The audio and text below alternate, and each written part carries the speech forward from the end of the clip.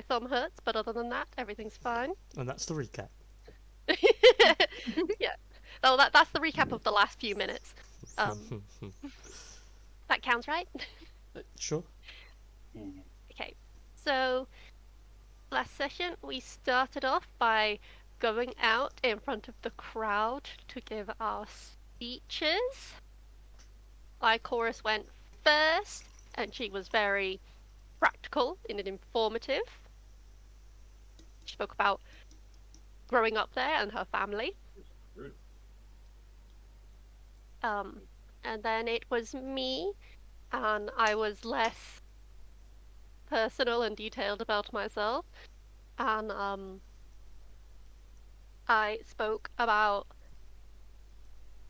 like just wanting to help rebuild and the suffering, etc. Then it was Brewin and Cliff. Cliff went on and talked about Brewin and how amazing Brewin was, and how he was an inspiration to Cliff and to others. R.I.P. And showed off his ASMR wings, and so has spawned a new cult. And then Anessa went, and she did a really cool magical display that impressed people. And I think started a new toasting tradition. Yeah. We then went. We decided we'd go back to Lupla's library rather than immediately joining in with the crowds as they were merging between the upper and lower districts. So we went back there, and it's weird. Lycoris and the Trapper went off into what I can see is now called the Ant Corner. I think it's slightly more suspicious. They're huddled away inside the corner of the library where no one can see them. They're banging. Yeah. They're at least getting a bit. They're at least getting a bit handsy. Come on. Very rude. I was gonna try to talk to Lupula, but then he talked to Lady Devane, and then the Emperor saw I'd been about to talk to Lupula, and then was looking at me, and it was all awkward, so I went to speak to the Emperor, and then he was like, "You don't have to speak to me," and I was like, "I don't like this," so I went to talk to Vlad instead. Vlad was eating. Yep. So then I went and I nestled up with my uncomplicated friend Anessa. Yeah. So uncomplicated now. In my notes, I've had a little cuddle on the sofa with. I'm like, probably need to rein that in. Probably not what was happening. Did we have a cuddle? No, we didn't. I would have been happy to, but I think it's probably crossing a line you're not. It's throwing me mixed signals here, girl. Yeah.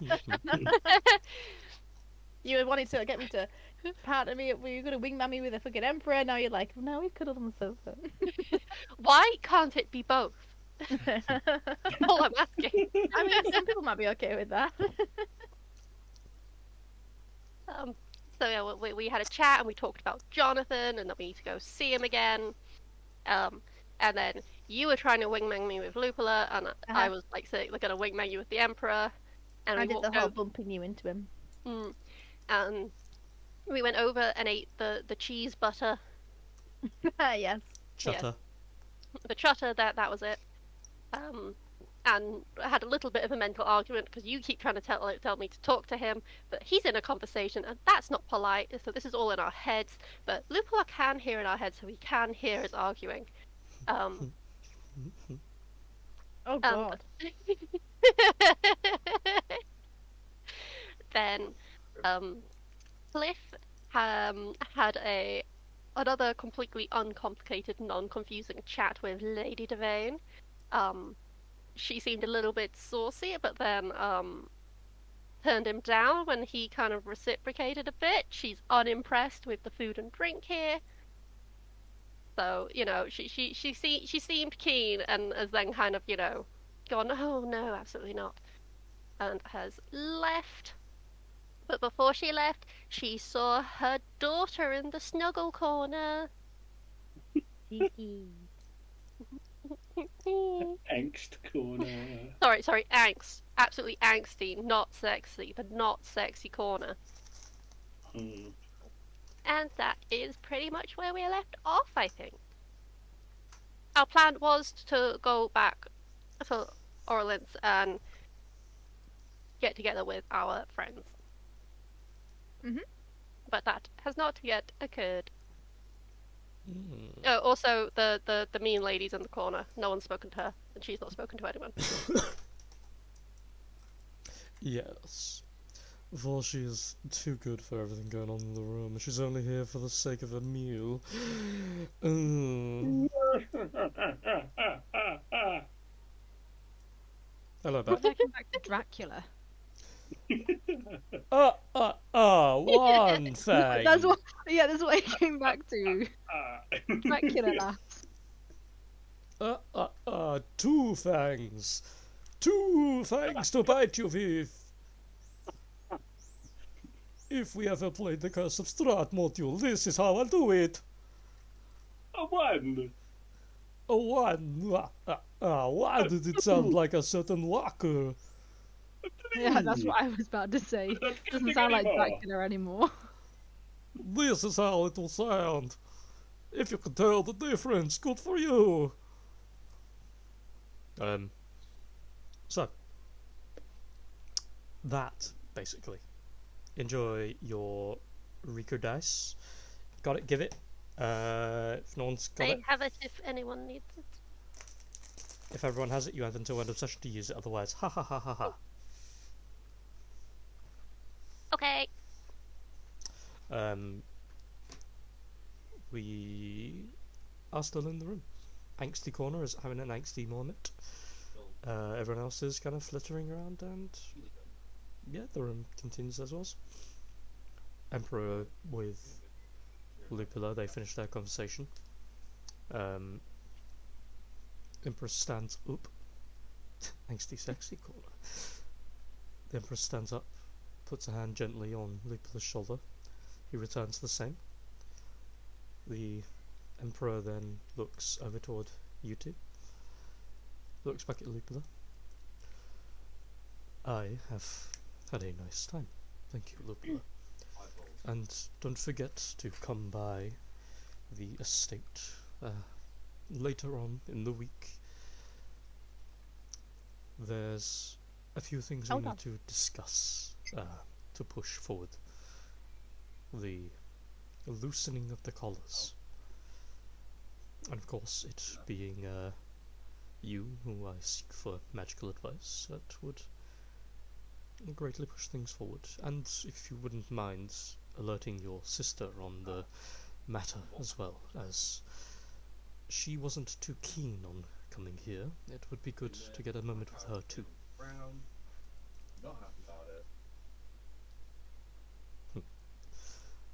Lupula just nods. Of course, I will let her know. You know what she's like with parties. Anyway, I will see you later, sir. Enjoy the rest of your night. Emperor walks off, looks toward you two, gives a just kind of wave as he starts walking off. As he's leaving, I'll say, excuse me. Sorry. I was just about to be like, excuse me, as well. But we'll do it at Say the it a few times. You're up there just like, oh, Excuse me. blush and giggle. No, you go on. He turns, looks toward the pair of you. Yes? Another internal mental argument. You say it. No, you say it. You tell them you're both there looking with smiles of like, haha, yeah, sorry, just a second. No, you fucking tell them.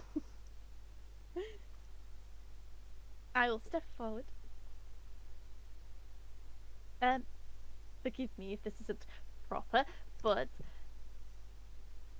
you did say that you were just another man today, and you've had a good time. Would you like to have a great time with us? Not like that. For the first time you've seen him, his face no longer straight and narrow. One of his eyebrows cock shy very quickly. I could, if you're worried about your image or, being bombarded or anything like that, I can, I'm sure Lupula's much better at it, but I could disguise you, and we're having a bit of a get together at our place, and thought maybe it might be nice for us all to go. As he's She's not good at it. Sorry, definitely should have asked.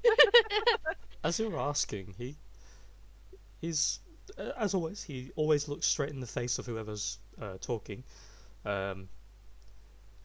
He straight faced again. You see, there's this little twinge of confusion for a moment when you mention it. Not only, oh god, not only when you mention about him being a man thing. That part he seems fine with, just a man today thing. But when it sounds like you're putting yourself down, he has that twinge of confusion for a second. But make a persuasion check. Oh god. Putting yourself Can down. can I assist that I was also attempting to Yeah, say this? she can give him a nice smile behind me. What do you do in addition? Or what do you say in addition?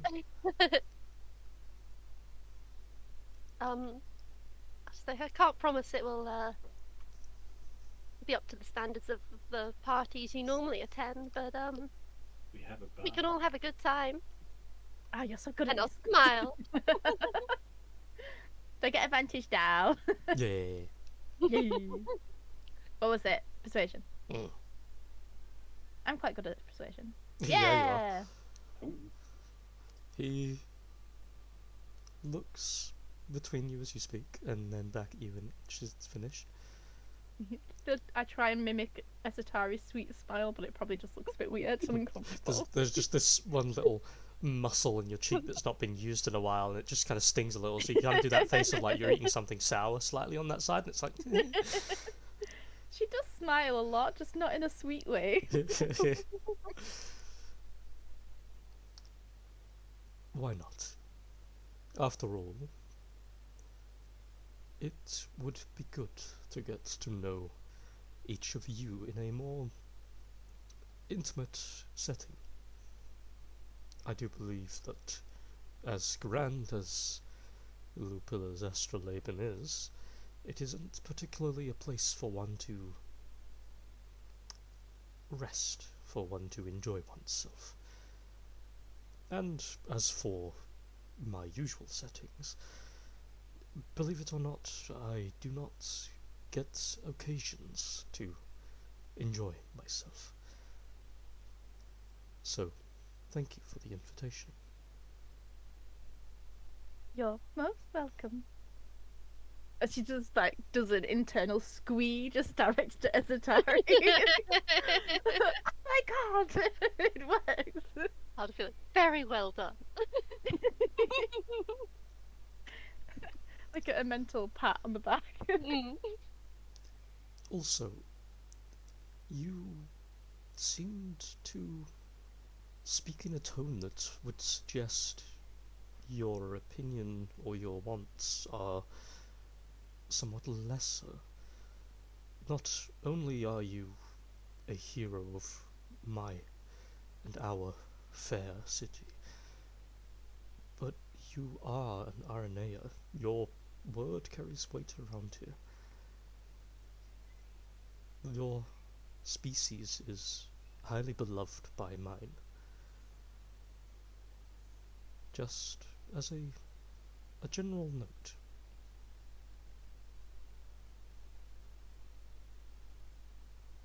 I'm just gonna nod my head and just be like, thank you.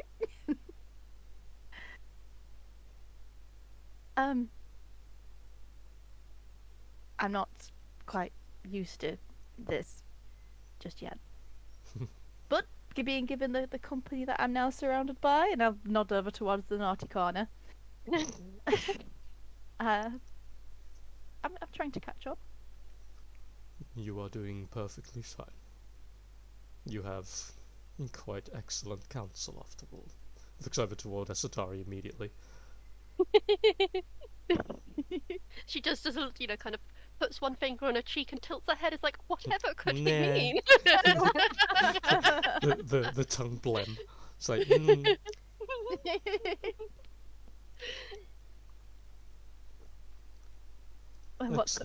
What time are we doing this? I'm just gonna be like, Esatari, we didn't sort out a time or anything. Oh my god, we've got to host an emperor! Given that we're already I need to hide in my room.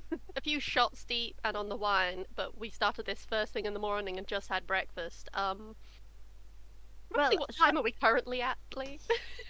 as always, you're in a mountain city. It's kind of to tell, but you guess maybe about like 1, 2, possibly p.m.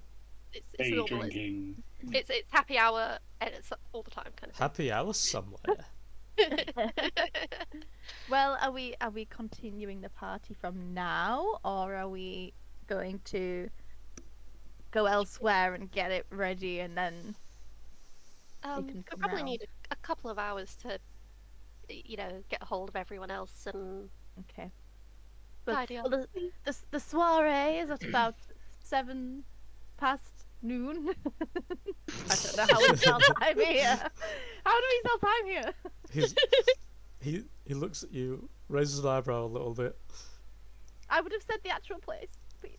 The actual time. I don't know what it is. That was No. Chloe, not Anessa. That was me. That was me. How do we tell time here? We've definitely had a time thing before. When the crow calls 3 times. Yes, that thing. Saying that in my head, and I'm just like, I know that's not it. Fuck me over. Yes, I will basically say like 7 o'clock in the evening. Is that too late? I think that's fine. That's usually pre-drink time. Yeah. Let's go for that. The soiree will begin at 7. Excellent. Do you need a disguise or? No. I, at any and all points of time, must show myself as I am. It is a show of strength. Not to mention there is always at least 7 people invisibly wandering around me at any point, so anyone that wants to try something would have a hell of a time. Well, let's make sure that things don't get too depraved then. Full disclosure, though, where we live was formerly Ophelia's somewhat of Lament. yeah. Yes. Just so you are clear of the reputation of the building, you would be. Hence the suggestion of the disguise. It's not currently of the same. Currently. Currently. She has plaids. Ooh. We literally have guns on all sides. As for reputation, the political way of putting it would be it did a duty for the people of Lowtown that needed to be had. They offered a service that kept my people satiated. My personal opinion is not too far off, to be honest with you. I have no dealings with the lovely people of the establishment, as it were, but I know of the people that now possess it, and irregardless of what anyone would like to say, a building and its contents are not a problem. What came out of that was only bliss and happiness. And even now, what comes out of that is bliss and happiness. If anyone has anything to say about my demeanour for walking in and out of a place that not only doesn't actually perform such services anymore, but even if they did, if they would like to discuss such things, then, well, they can meet the broadside of a different sword, is all I can say. Vanessa gets a little shiver and she goes, ooh. Like, It's subtle, but it's noticeable. She becomes slightly more purple somehow. Yeah. Anyway, I shall leave you to it. I must prepare a few things before I come by. We'll see you then. No. I'm gonna wink. And then turn around to Esatari and be like, oh my god, I just winked. And he and disappears off. She's just staring like wide-eyed at Esatari like, did I do okay? Lupilla is just looking up at the pair of you, crossed arms, with a face of mixed impressed and concern. Why exactly have you invited the not so currently emperor to your establishment? To We be thought he might have a nice friendly? time. was Networking, inviting- networking. was inviting the emperor to a former brothel not on your day's to-do list. It wasn't on my bingo card, no. Well, But it should be. honestly, given that it's you guys, I'm sort of running out of cards at this point. So he seemed strangely into it, though. So who's to say? I definitely thought he was going to turn us down. Oh, that's the highest ranking person I think I've ever spoken to. I need to go, like, I don't know, spray some deodorant. My back is sweating. I don't say that, but you can probably hear it in my mind. My neck, my back, my nasty anxiety attack. That. I'll Whoa. turn to Lupin and say, you are welcome to join us, of course, as well. He just still crossed arms, looks at you. Oh yeah, we didn't invite him first. Maybe that's why he was asking why. Oh, we asked him, it's because he was leaving the room. We had to... We did have to jump in. Yeah, we did have to jump in. Don't be offended, Lupla. It's fine. Why would I be Okay, offended? I'm gonna be like sidling off this way. Hey, Cliff. Yeah. Cliff, we invited the Emperor. I sort of give it a look and continue processing the food that was in my mouth, swallow and just go, I heard that much because I've been sat here for a good chunk of the time that you were talking to Emperor about inviting him round. What do you think? Did you fuck up? She takes another little swig from her boob bar. I sort of look at her and I just go, depends. It was Lycoris's idea. Can't even defend herself. Get her. I sort of look back and I just say, well, before that, can I insight check Do it. that? Do it. I am insight checking that. I sort of go to say something and then I hold myself with an audible two fingers up like I just recalled something and I look back at you. Insight check. Yeah. No, You know her sickest dreams and her most wicked nightmares. Oh, that would have been so Oh, good. you did so well as well. I know. I sort of look at her and I just smile and I make it very known very quickly of how sarcastic I'm being of when I go,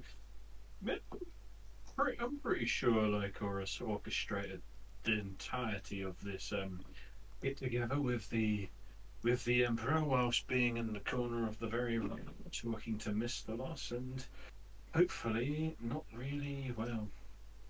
Apparently being as confident as can be and not having a slight crisis about what to tell her mother about herself and Mr. Loss currently. I don't appreciate your tone.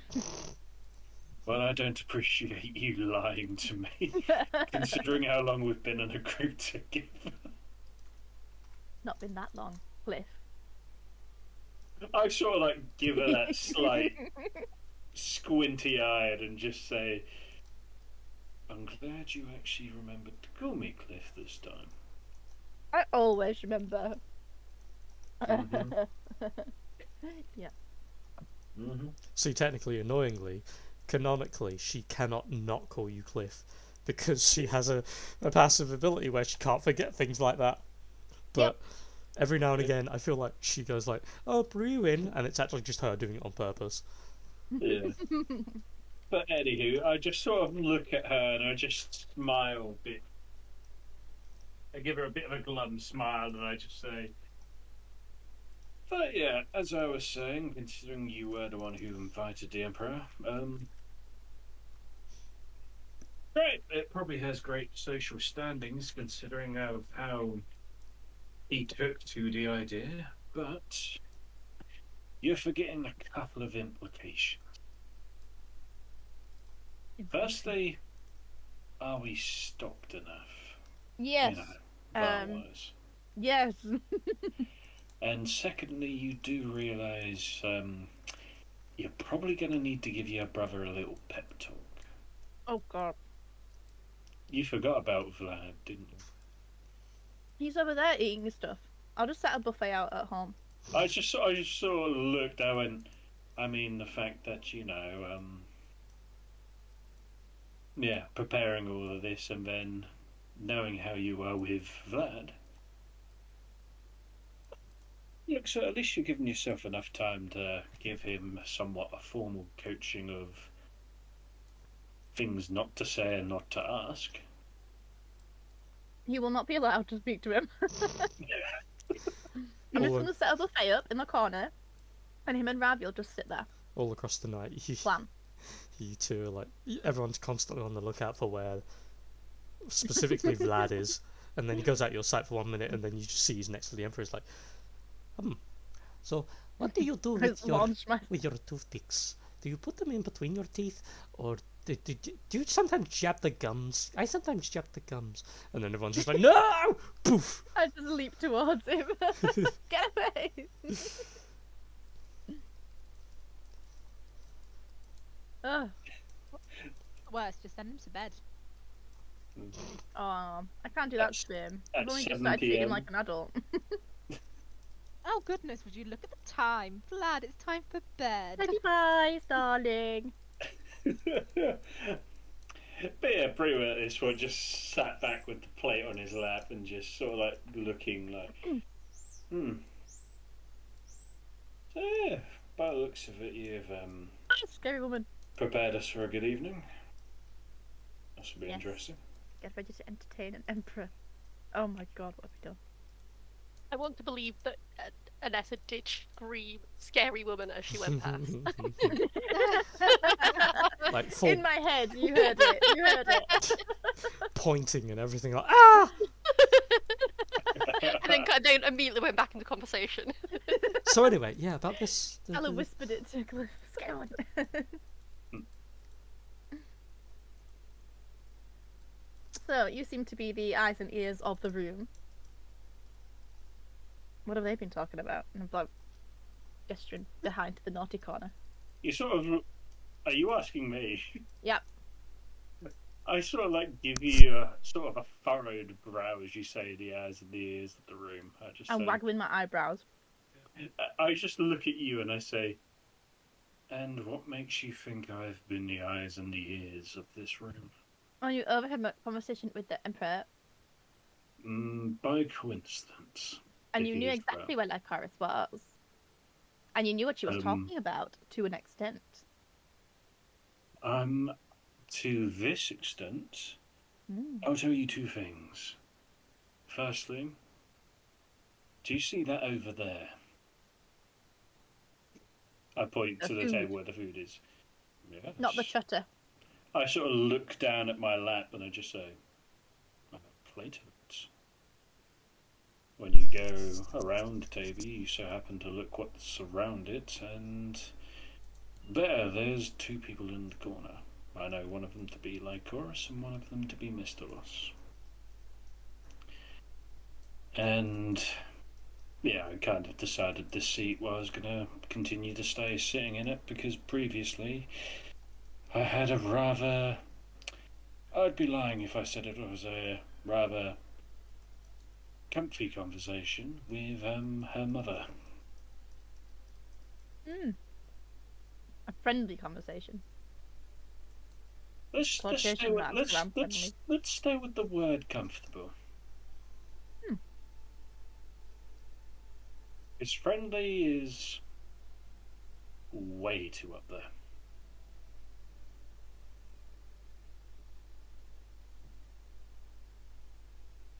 And to a degree, hopefully she doesn't hear me, but I can partly see why Lycoris's cat used to be as prickly as she used to be. Noted.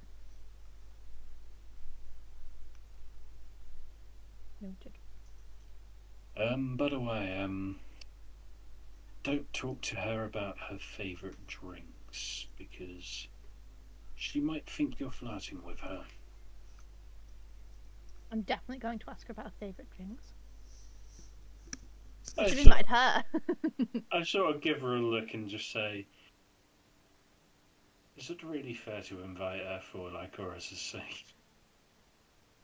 No, It'd probably be fun, but... it would. We're not really going to invite her. We've already got enough on our hands with the Emperor. Anyway, get what you're putting down.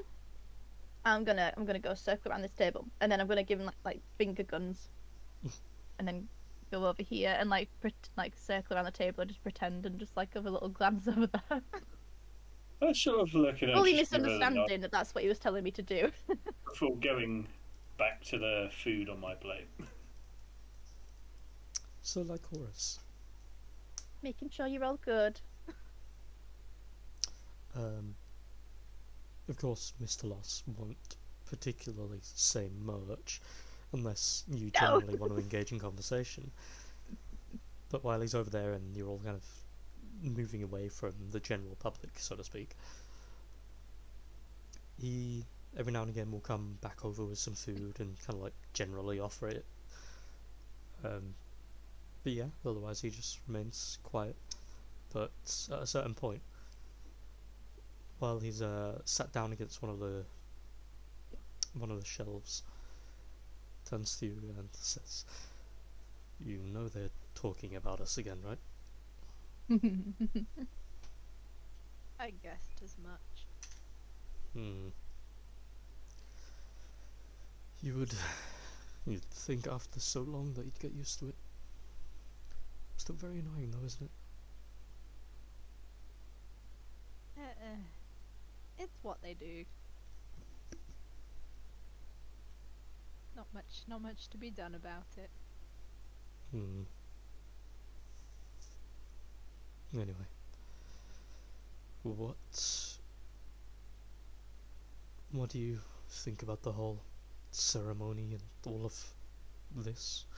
And then he points to you, like the key around your middle of your neck, and that thing. I think it's a prestigious waste of time, and I wish we never had to do it. But here we are. Not really any other way to get away from it now.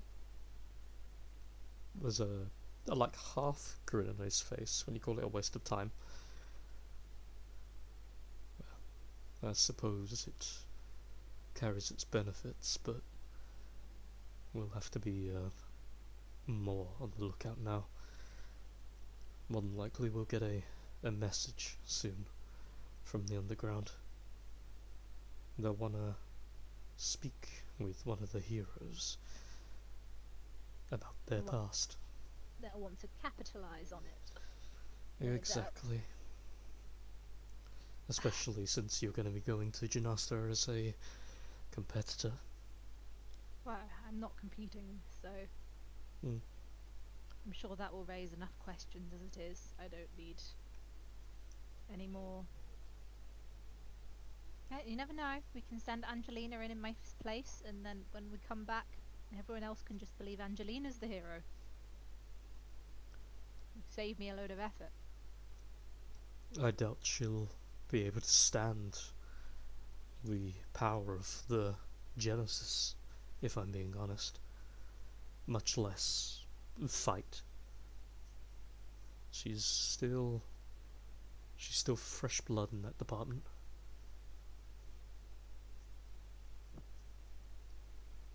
Now, I guess we'll deal with the questions at a later date. Hmm.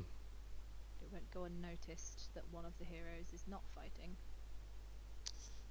Yeah, but luckily at the very least, with you being the diplomatic bodyguard, I suppose that alleviates some small measure of questions.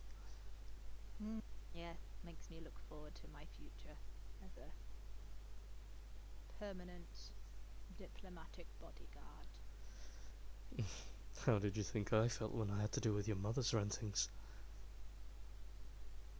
At least you can escape. You're not related to her. True. He might be This in the is future. permanent. I have a year, and then this is my forever. And you know how long we live. This is my forever until I die or Angelina dies. Not to sound morbid, but anything can happen. Your sister in particular, as I've said, is fresh blood. But as well, when your mother does pass, surely it's up to your sister to then decide what happens with you. And Yes. you're quite clearly on good terms. Well, my mother's not exactly old, so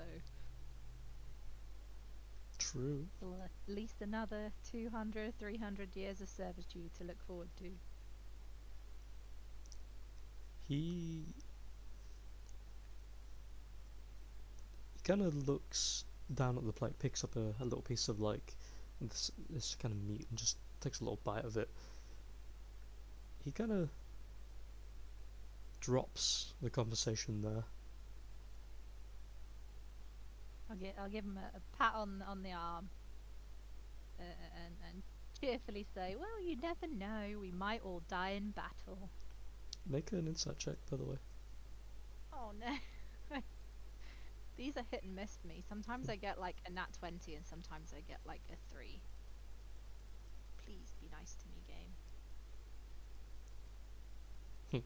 It's not a Game. 3. I mean, it was actually a 2 because I have a +7, so It's pretty good.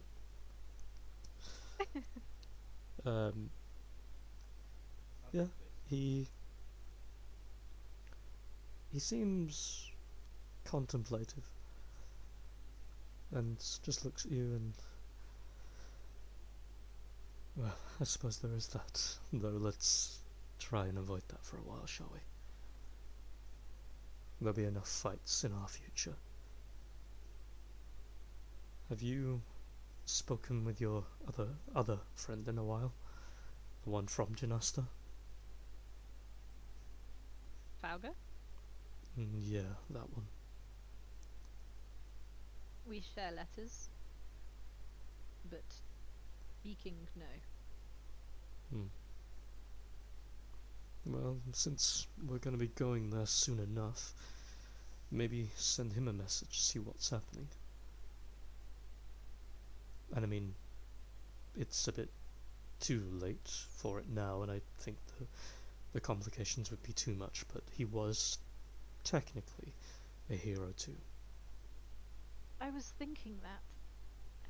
Should really have said something, but a bit late for that now. Don't Though, really want to raise attention to the one that was dealing with drugs and illicit people whilst he was here. It's probably not good for them to know where he is and that he's sitting on a verifiable fortune.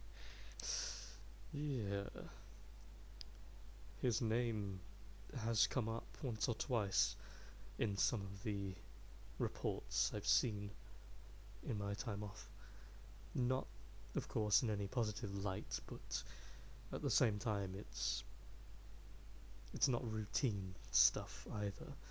Supposedly, there was someone he was supposed to meet on the shore when you were all trying to escape, and when he didn't arrive, it rose a few questions. Nothing out of the ordinary, but once the man he usually speaks with found out that he didn't catch up, and then he got a missive telling him Trafalgar, in essence, will find his own way out, and that he's going to be evading trouble for a while, when he then didn't catch up with them again, and then of course he returned home.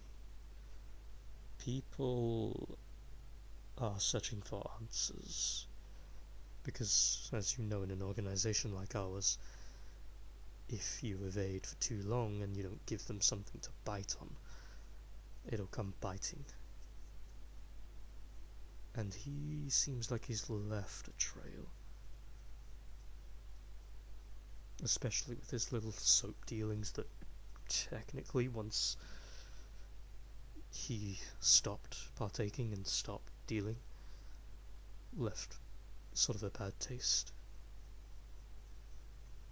Speaking of, when this place got rid of the Apex, it pushed a few people in the wrong directions. There are some angry members of the underground.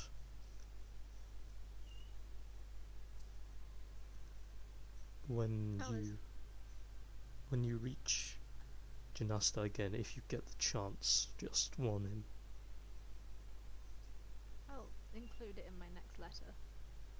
But I'm sure if I tell him we're coming, he'll at least come along to some of the lovely balls and events we will be holding as diplomats. Woo! So fun. I look forward to sipping overpriced cocktails and talking with people who have no problems in life but act as if they do. Just play a bodyguard and stand silent. Seems easy enough. He places a hand around his mouth as if he's replicating his jaw mask. Well, that is essentially my assassin identification. Easy enough for me.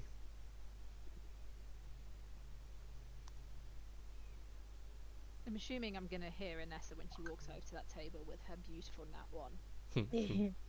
Yep. I was just rolling that for funsies, but if Lee let me have it, then I would have it. Yes.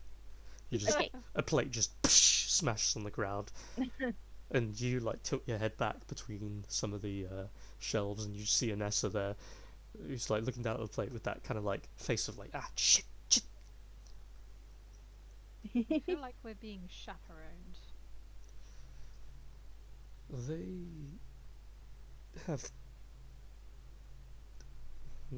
They have good intention, but questionable means. Well, we are stood at least 4 feet apart, so... Then I will look pointedly at Inessa. I look in the other direction, at So- the ceiling. You're just there whistling like, ooh, no, yeah, this is, oh, what a good ceiling. I might suggest that I'm going to go back to Athelia's for a while. Okay. Do you want me to come with you? You want to stay and enjoy the food? Go ahead. No. I need to decompress. He nods. A silent walk down the mountain. He holds a hand forward as if to help you up. I'll take it and get up. You stand, he pulls you forward, and then kind of steps aside so you can walk past.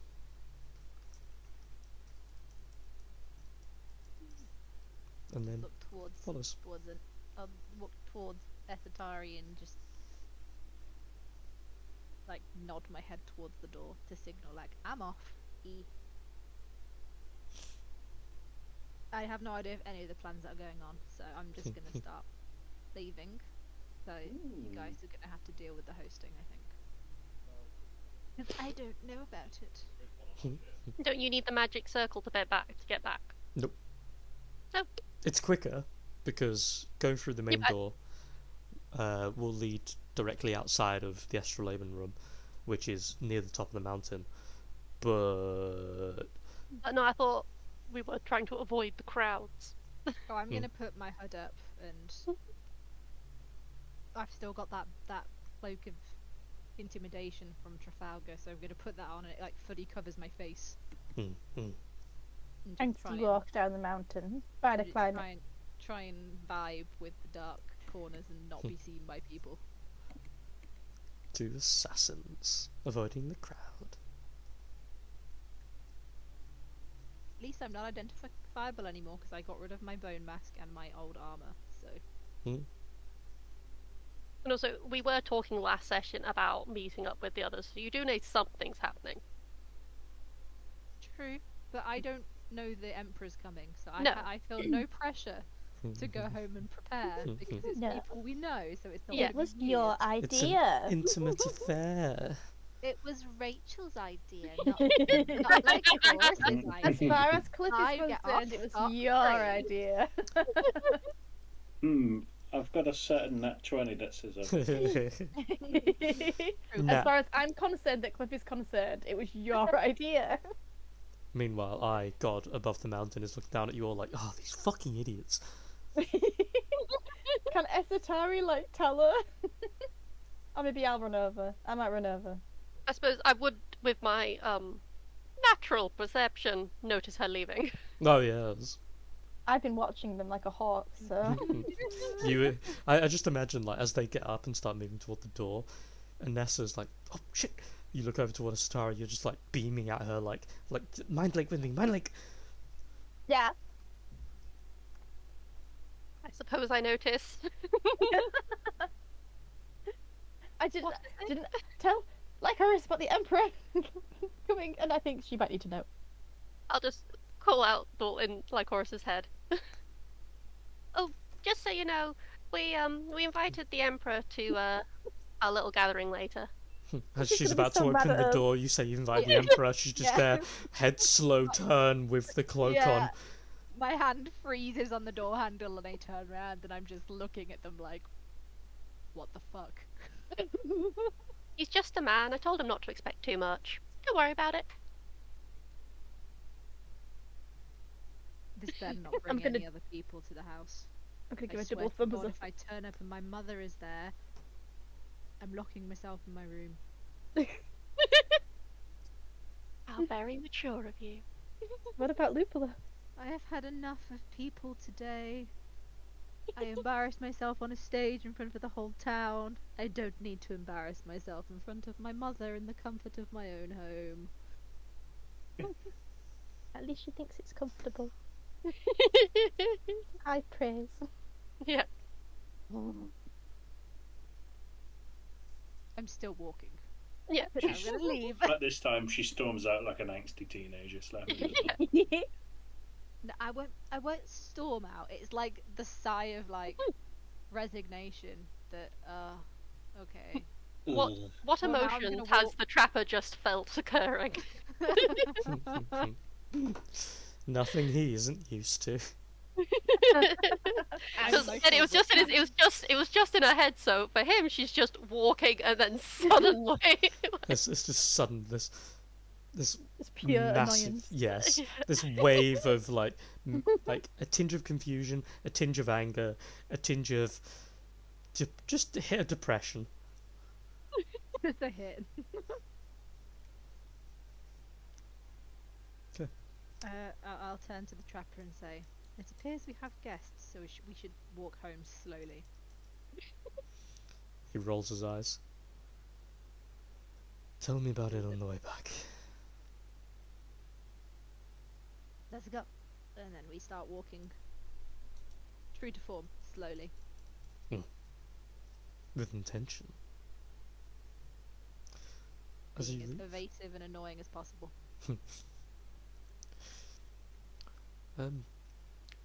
So, it would appear that majority of the party is over. You are all more than welcome, of course, to stick around. I know you have your own intentions for tonight. If there is any assistance you need to summon some people to your event, of course I'm at your service for about... you see he like looks over toward the astrolabe. For about 2 hours, and then I've got to go do my own dealings before the party.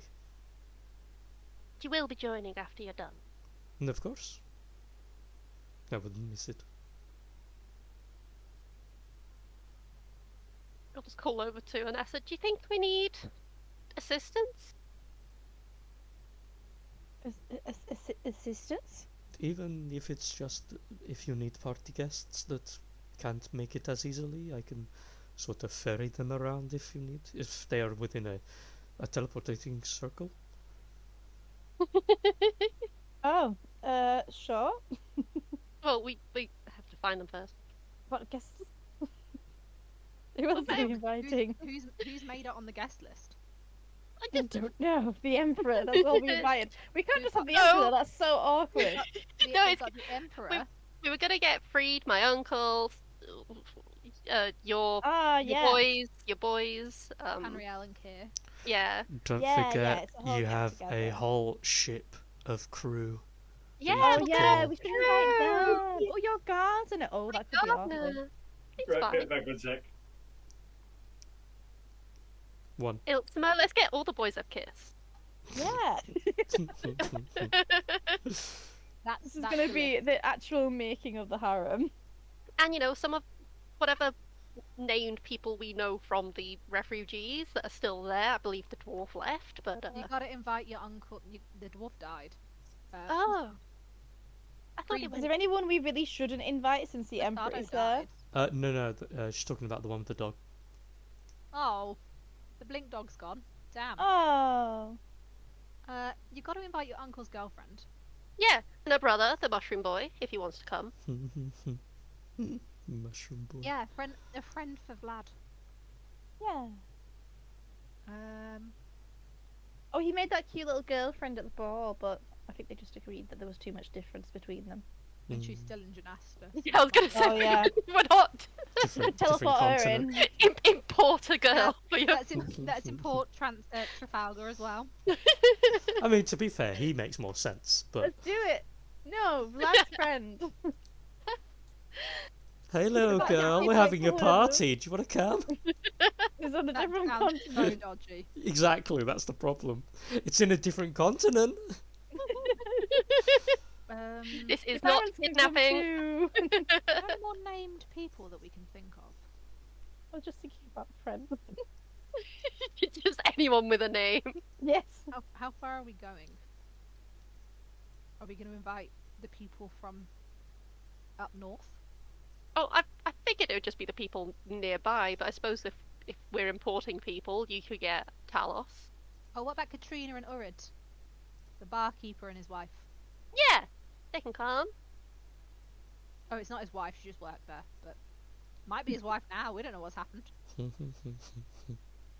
How audibly loud I said downstairs when I heard, I'll invite the girlfriend that Vlad had. I was like, that's in Janasta. Are we inviting Angrotha? Yeah. I think she's currently already making her way to Janasta. Oh, she left before the big announcement. Oh my god. Or we Well, can't she invite said- her then. She said she's going to be busy because preparing for the tournament for the rest of the time, plus her side gig of her boss. Oh, yeah. Angelina? Yeah. If you invite Angelina, there's a risk that she'll bring her mother. I don't think she would. She'll bring your mother. Her mother. I don't Token. think your mother would want to come. Let's hope not. To be fair, I have no idea that her mother saw her because Lycoris had her head against the bookshelf, so. That's what That's a lot of people now. Yeah. All the crew. It's a party. You better hope we have enough food. I like to think this is my rant as I'm walking down. I'm like, we're going to invite this person and this person and Yeah. this person. All that money I spent on food is going to be gone in one day, and then who's going to have to get more? Me. Poor Miss Lott's just there like, mm-hmm, mm-hmm. Deep So sigh. literally how Kieran is with me when I'm having a rant. Yes. Yes, dear. Yes, dear. I know. How could they? That bitch. Yeah. Yeah, that's true. The auto responses. Yep. We've all done it. Okay, so I'm gonna NPC dialogue. Yeah. temporarily move you all to Ophelia's. On the screen, just as a general who's who of where's what.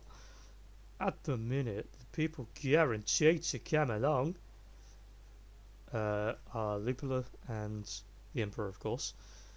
There is, of course, you guys just as a flat pack of being there. Vlad, Ishikari, Chicken, of course, because they live there with you.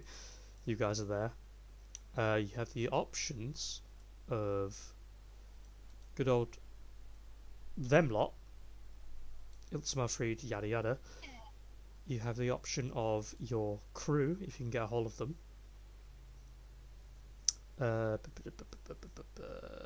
You have possibly Jasper Quill, if you can find him. Good old Jasper. Poor man, every time he meets you guys, is in some kind of trouble. Exactly. So he deserves a reward. Yeah. Of the You'll probably trauma run of meeting the screaming from Emperor.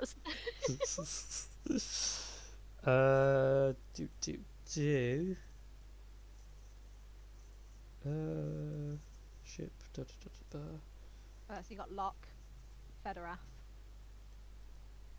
I have a feeling that, Hold on. you know, the Arcanist and strict teacher of nobility might not be interested in coming along, but it would be rude not to invite him. Exactly. And are we inviting your other kind of brother? Is he already here? I thought he was staying. Is he here? No, Or is he at? he stayed at the Devane mansion, Yeah. so maybe I guess he could come with Angelina. Yeah. I know he's not the biggest party boy, but Who'd be the one making tea in the corner? Wait, are you talking about Ishikari? Ichikari, yeah. Yeah. Yeah, I already said it. Ishikari. He's an option. He isn't there. He is currently in Dorin, being the smithy of smithies.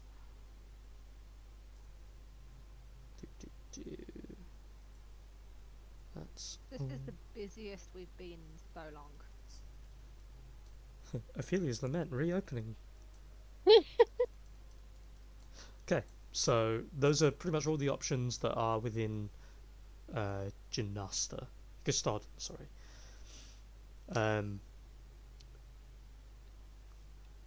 Going top down, is there anyone that's a problem for you guys to invite that you don't want to invite for some reason? So Ela Howard. Oh, she's not Like even her? on the thing. but she is invited. I think Ela's fine and her brother's fine. Okay. We liked the tavern owners, didn't we? Yeah. So Urid and Katrina. The girl, Georgia Tears, is someone that you technically met, but it was like that. She's a side character kind of thing. As a bit of context, I put her in the game for those of you wizarding folk around here, just in case you needed like that contrast character, because she was going to be like very bubbly. She had a familiar owl that she summons, and it was going to be this whole thing of like, haha, giggly googars, haha, I'm so cute and funny, and I want to learn magic. She was going to be, in essence, what Anessa showed off as for the hero introduction. She was going to be like sparkles and magic and entertainment. The most bard wizard. But obviously you guys didn't really have any interactions with her, so I kind of went like, okay, whew, scrapped it. I'm going to remove her solely for the fact you don't know her technically, but she was an option. Of course, you have your usual crew of crows over there, which I'm assuming they're all a yes. Yep. Cool. You've already got Lupula, already got the Emperor. They're pretty much here no matter what. Jasper, do you attempt to find? If we can. If he's willing. If he's not terrified of us. We could always attempt inviting Saint Savage. Yeah. I know what that means inherently. For anyone that is scrolling for it, he's basically the undead guy who was the head, the controller, so to speak, of the Dark Corridor. The thing where he said you've got to sacrifice something to teleport. Hey! I just imagine, like, he gets a mailed message of, like, we're having a party at blah blah blah. And he's just there, like, firstly, I don't even know what that is. Secondly, who the fuck is Ophelia? And what's her lament? Yeah, I was going to say, I thought you might like the idea of an lament. Oh no, that part's fun and fine. I like that. Pardon me. But yeah. Of course, you're lucky that Anessa has mailed message, so she can just be like, she already knows who Jasper is. Like, mailed message, we're having a thing, come along. He would check the message, be like, oh, alright, that's strange. I haven't spoken with them in a while. Do I risk it though? Every time I see these people, there's always some big thing going on. I guess third time's a charm. And your crew. The crew, they're on shore leave. A majority of them will either be in around Stodden anyway, and are just in town for the party, and you guys just kind of snatch them up, or they'll be at the ship. So, because there's obviously got to always be crew at the ship to some extent. So they all get invites. Unless you guys are specifically not inviting someone, they will all arrive, the tutor included. Rude not to invite him. Just as it would subsequently be rude for him not to accept. I'm sure he'll have fun talking to, like, I don't know, Freed or something. Did we invite your sister? I think we did. Okay. Let me grab Angeline. Yeah. She comes equipped with a bodyguard. Of course. Of course. Let me shrink him down just a smidge. Okay. Yeah, get on the ship, everyone. Get on the ship. Part of the ship, part of the crew. Part of the crip, part of the crap. Crew. Yeah, that one. Okay, I'm just going to move everyone slowly into a relatively reasonable set of seats. Reasonable seats. Oh, yes. Urid and Katrina will take over running the bar for you guys. That is literally their entire life, and they say they just enjoy it. Thanks, they haven't done it in a while. Nice of them. Oh, yes. Yeah.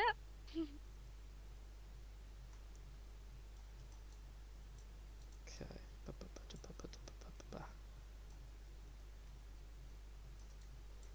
So, deckhand there. Feel free to talk amongst yourselves while I just paste these last lot. I don't think I've read my gardener's description before on here. Esatari took him from the Dayrite family. Where's that? He's under the crew log. Yeah, I did read that. Makes it sound like you shoved him in a bag. Part of the ship, part of the harem. He looks like a child on the picture. I imagined him as like a He's RNA. burly. Oh, I imagined him as like a burly, like blonde guy, like who's like really like gentle, but like Really? I yeah. mistook him for like a scrawny, like plain Wasn't a very blonde good guard. sort of like gingery blonde-haired guard who just seemed a bit clumsy. Yeah. Yeah, he was put in a role that he was not accustomed to. But I'll take the burly blonde as well. Find me one of those, fine. See, I love the deckhand. I know that's general, but I love him. Oh, you're the one. You invited him along. I didn't you? invited him to the thing. He What's wasn't it into called? it. He wasn't into it. Okay, The attraction was not reciprocated by the Does deckhand. the deckhand actually have a name? I think you did. We did name the one you took. Deckhand one. Yeah, we you named guys- one that we You liked. guys named him something different, but I think I named him Richard or something like that. Richard. Oh yeah, because I was like, oh, so I've got fucking what is he called? Alistair and Alistair. Richard. I'm just going through all the old men names. Yeah, we've got like Lupula, Iltsmar, Mistilos, and you get Yeah. Richard. Arthur and Richard. Alistair. Even his last name, Arthur. Even Jasper's better than Richard. I do like Jasper. There's a bit of Yeah. spice to it, isn't there? Make Yeah. Twilight. Yes. When you put Jasper in the chat, I was like, yes, Team Jasper. I was always Team Jasper. I was Yeah, also same. Team Jasper. Yes. Love it. I don't know. Richard's personality is that he's hot. Yeah, pretty much. Yeah. He's like one of those guys that's like, so my family are descended from Vikings, and I'm I North. only I just I picture that only- he doesn't actually say anything. He just stands there, and we're like, oh. I go Yeah. axe throwing on weekends. but only with axes that have got runes engraved on them. Yeah, 'cause I'm a proper Viking. Proper Viking. I'm descended from Thor Odinson. He's got a man So bun. am I supposed to His, tribute his, one uh, from... his middle name is named himself Ragnar or something. Yeah. If he had a Facebook, it'd be Richard Ragnar. Yes. I mean, he does have your exact hairstyle and your beard.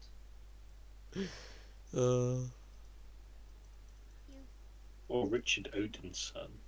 Richard Odin. I've never heard something so on point for those brand of people.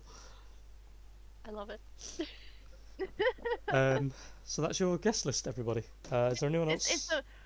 It's the rolled up sleeves. I love Yes. forearms. Yes. I don't know what it is Yeah. about forearms, but I fucking love a good forearm. Forearms are very good, Yes. but not with short sleeved. Rolled up long sleeve. Mhm. Rolled up long sleeves. You got to see the bundle. Yeah. Love it. Especially in a white or like a black shirt with a skinny tie or something. Nah, Or not fine. even a tie. Oh yeah. We're dressing him now as well. Yeah. It sounds like you're trying to undress him, to be honest. But, Yeah. Always. Dress him first. I was trying to explain our games to Danny and I was like, Undress him later. it's just all of us being really fucking thirsty. no, to be more specific, I'm usually in the corner like, here's the story, here's the people, and then you guys are like, oh, but are they hot? Are they hot? Oh, are they hot? And then Paul So Connor's the first question is, Paul are they Connor's in the hot? corner, just like on his phone, just like, Yep. Well, funny enough, Give it Danny 20 was minutes. Like, well, how does Connor deal with this? And I was like, he had an orgy. It's fine. And that was Had Daddy's so reply big to at that. He gets his fair share. He just looked at me.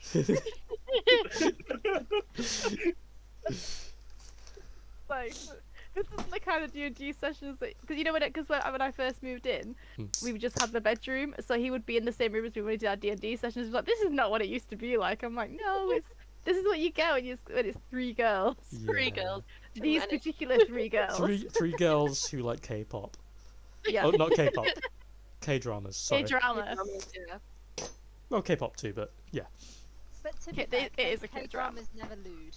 Yes. It's like, oh my god, they touched It's hands. insinuated. Yes, yes. It's genteel. Well, a lot of our stuff has been insinuated in the actual game. Mm. It's just us. We do the outside context. It's very much not insinuated. We're just the problem, okay? Yes. In game, It's it's very much like, fade to black. But for you guys, when you're on your own, like you just have this book of like, oh yeah, and then he brushed her arm, and then they went to bed and made out, Yeah. and Well, I think it's probably me and Megan, is it? Because when Mhm. Rachel's describing her in the Trapper, it's like I give him a peck on the lips. and they blush heavy, and that's the end of the night. Yes, which is the K They drama haven't thing. even kissed yet, so. No, well, you kissed him in the sleepy weirdo. Mhm. That is very K-drama. I'm It is very K drama. I am listening, but I just put my Coke into a sippy cup, like a regular cup, and for some reason it's exploding. It's literally founting, like. Oh no! Oh no! And I don't know why it's doing it. Was it I lined am- with Mentos? It was not.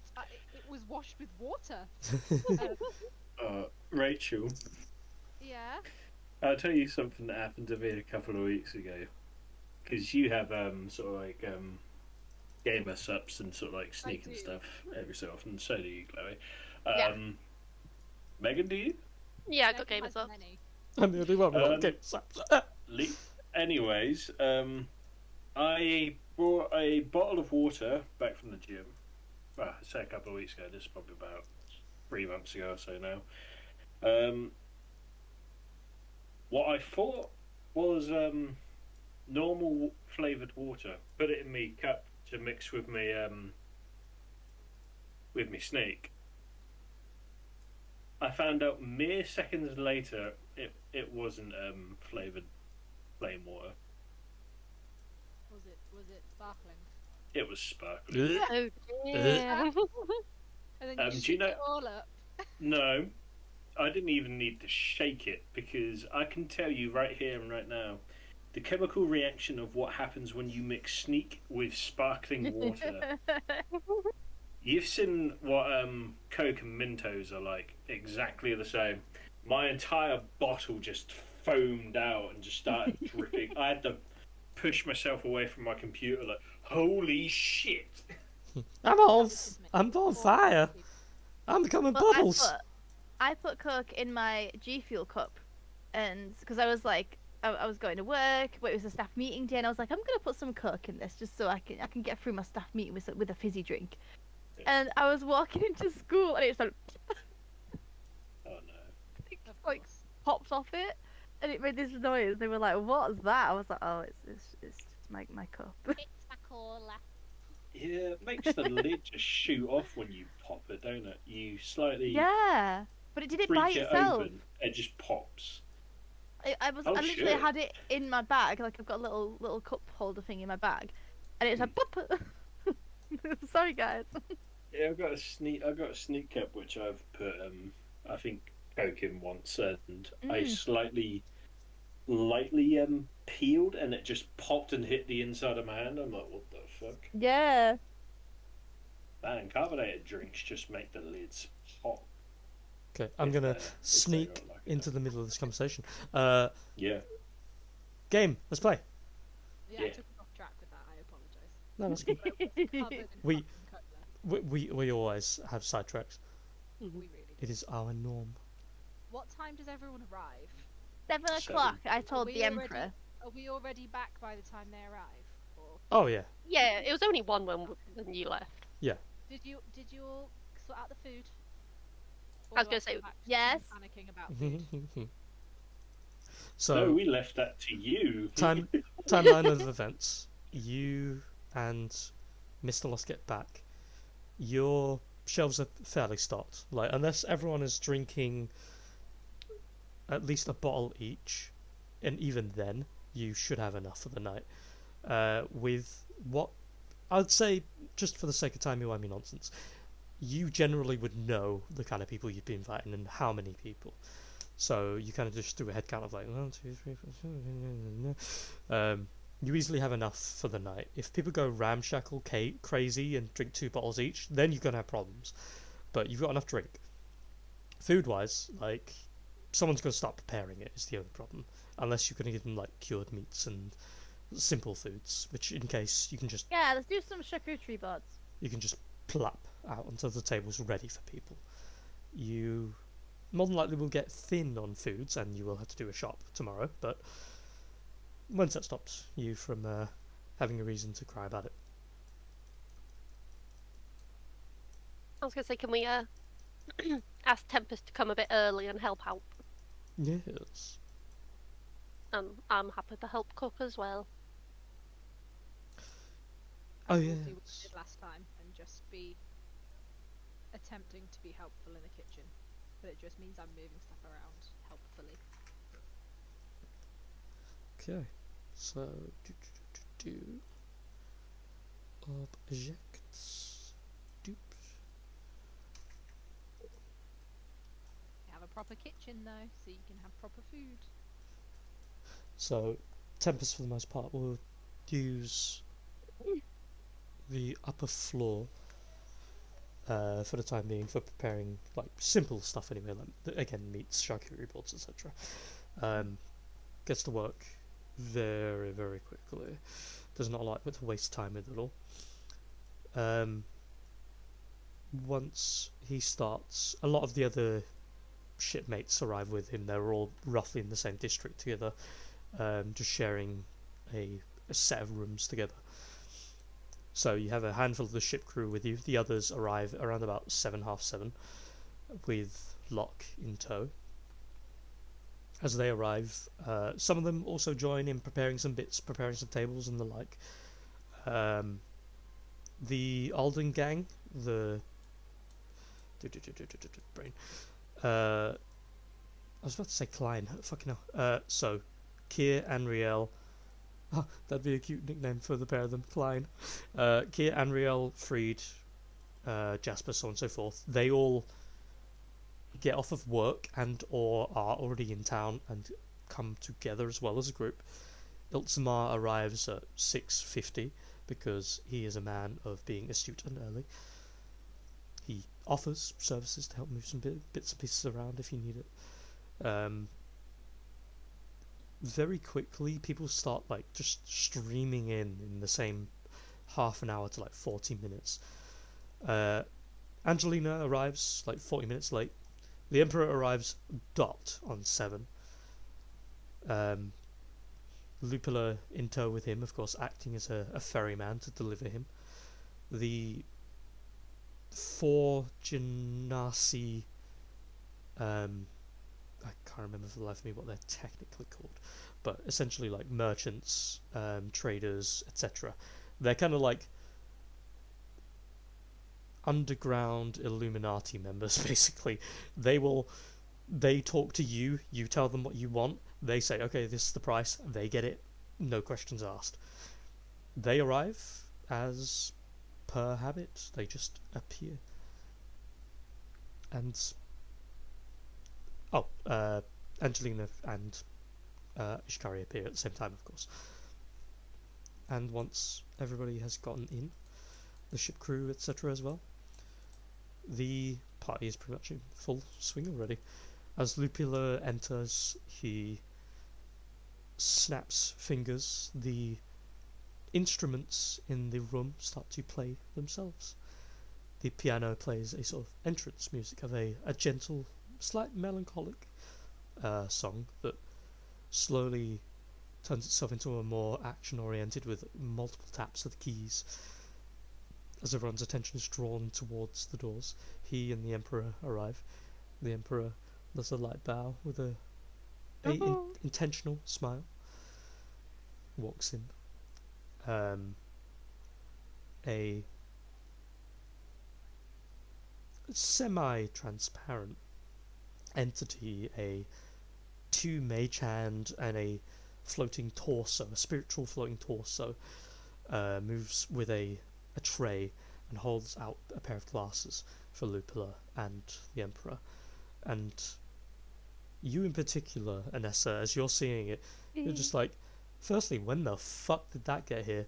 Secondly, rude. I could do that too, you know. I might get my own. Yeah. They both take drinks, start to sip together, and they go take seats. Everyone arrives, and you guys have the field. If I'll just have you know, when there's a note of I take drink, I will note down a passing of time. So specifically, each of you will have at least 5 conversations worth, if that's what you want, of like content with different people, to be specific. So have as much time as you want with as many people as you want, but do note that there will be a passing of time eventually. This isn't going to be a 4-session let's talk with all the people we don't get to talk to, because we will be here forever. But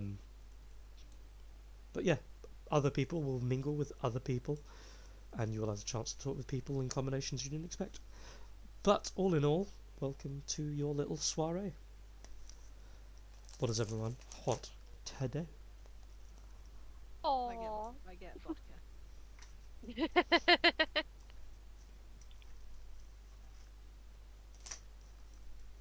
What is on the drinks menu? I suppose that's up to you guys. How fancy do you get?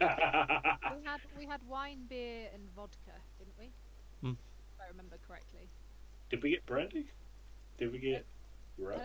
I don't think so. I think we literally just had, because we're drinking everything that was left over.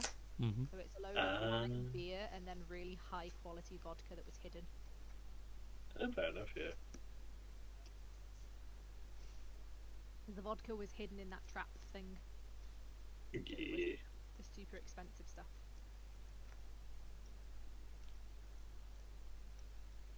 True. I bought Anessa a bottle of the strawberry sake stuff, but that's just hers. I guess you could have popped out whilst everyone was preparing to get yourself some brandy if you wanted some.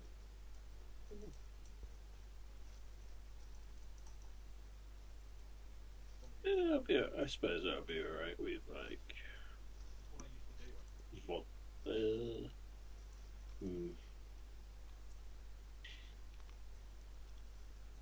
You know what? I got an idea actually. Hey Lee, before this worry happened, would there be any chance of any places that in particular sold dwarven fire wine? Or is that frowned upon here? No, it's not something they bring in often, but it is around. Just need to find the right place. To be fair, there are technically dwarves here as well, but they're like Dwergar usually, because despite this being the Elven City, it's predominantly more so the Underdark, because Aranea aren't technically drow or elves. They're the whole another species. You've got the Dawn gnomes, you've got gnomes in general. But yeah, there's a couple of Duergar you can find that probably sell it. And for the sake of simpler needs, because this will be a long session anyway, you can get like high quality fresh stuff for about like 50 gold, or you can just get let's get bladdered, burn me to death, daddy, 10 gold pieces, simple stuff. I feel fancy. Ooh. You get one with, you know, like how with like good bottles where you've got that peely bit you peel off the top of it to get the lid off. So you mean sort of like wax seal? Equivalent, yeah. They've got a gold strip where you can actually like when you like touch it, you can feel it's like proper, almost like actually metallic, but it's such a thin, perfect layer that you could peel it with enough like gentle grip. But it is actually a gold strip. Oh, fair enough. I thought you meant sort of like the. Oh, I can't remember what the brand of alcohol is, but there's a brand of alcohol that we sell here. Well, Maker's Mark. sell in general. That's dipped in wax. Rachel said Maker's Mark. I believe that is. Nice. Girl knows her shit. Girl secretly an alcoholic. Yep, that is the one. Yes, that genuinely. Fucking hell, Rachel. Let's go. And do you know what the funny thing is? It's a whiskey. Of Ooh. course you'll know, because Kieran is a whiskey drinker. That is literally the only reason I know. Wait, hold up. Did Kieran partly hear this and then he's like, "Ah, yeah, talking about Maker's Mark." No, they're discussing ships and stuff. They're playing some ship games. So if you hear Oh about yeah, the Oh, Wildgate or whatever it was. Wildgate, yeah. Early. Kieran's got keys for Playtest. the early access beta playtest, yeah. so if you hear yelling in the background, that's why. Also, Right enough. tell him. I definitely want to join him on that, and I no longer have anything to do tomorrow, so I want to play. I want to play. How many more keys does he have? He wants 2. to play with you, and he can play tomorrow. Or 1. I'm not particularly sure if KB is counting How in many that keys too. do you have? 2 more. Corbin's got 3 as well. Well, Connor would Oh, also nice. like. Okay. Kieran says he can give you 2 his, and then Corbin's got extra ones just in case. Nice. But yeah, Leo just put a picture in Atlesia. They Oh. also occasionally fully dunk the bottles. Yeah, I've seen the video of it. They're more expensive because people want them because they're rare. That looks cool. Yeah, and all you do is you just peel away the wax to get to the to get to the cork or the depending whether they put it in with a cork or whether they just put a bottle cap on it, because different bottles. Some will be corks and some will just be adjustable screw-on lids. Either way, that's really nice. Yeah, because when you said that, I instantly went to Maker's Mark, but I couldn't think of what the alcoholic beverage was. Yeah, not gonna lie, I'm gonna tap that somewhere in my brain for future reference. Because it's just, yes, there's a wax sealed top. And it drips ever so faintly down the lid. Sorry, I got away. I looked out my window for a second and I saw someone closing their curtains, and my brain went, "What are they doing? Are they committing seppuku? What's going on? Why are they closing their windows?" Spies. It's a You marksman. okay? Pepper brought a mouse in.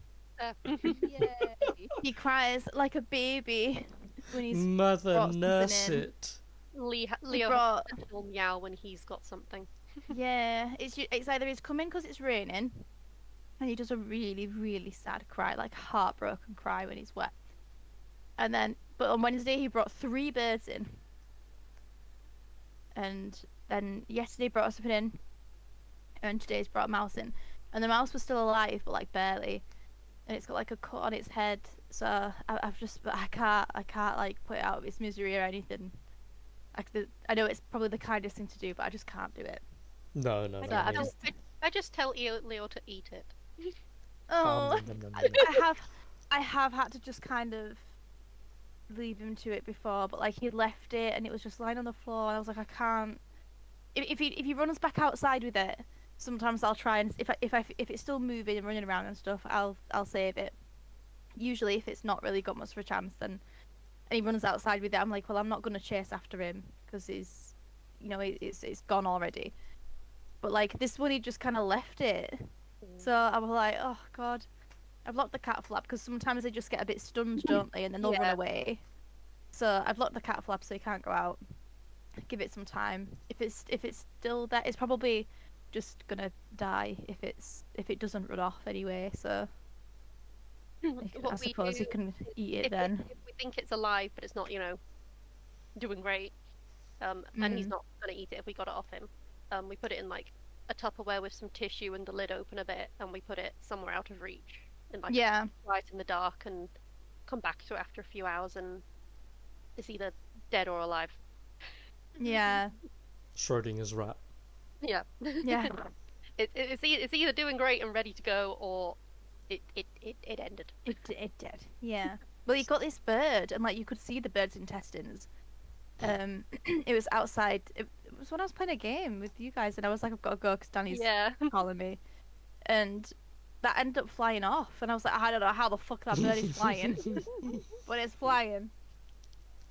You can't So I kill just thought, me. well, the bird flew away. Maybe the mouse will be able to live. I really thought you. But I really thought you were it gonna did say have if the a bird cut. flew away, the mouse will fly away too. Maybe the mouse will fly away. It might. You never know. Oh, It just makes me so sad. I don't like it when he brings stuff in. I mean, he's not done it for ages, and then he started it again after Danny said, "Oh, it's not brought anything in since I've cut the trees down." It's like challenge Yeah. accepted, father. yeah, I thought you were questioning his abilities. Yeah. I will provide for this household. Pain in the ass. It's Jet's birthday tomorrow. Just on a side note, he's 15 tomorrow, Ooh. so we got him some fish, so he can have some white fish. Oh god, that Oh my terrified me! That was scary. I'm alone in the house as well. Same! Oh Same. my god, I'm also alone. that Oh my shit me God. up Sorry. so bad. See, this is why you always have the soundboard audio down low. Yeah. That's true. Okay, who's talking to who? Who's doing what? Good question. We could always do it the old-fashioned way. Everyone roll an initiative. See who goes first. Okay. Yeah. I've lost myself. There I am.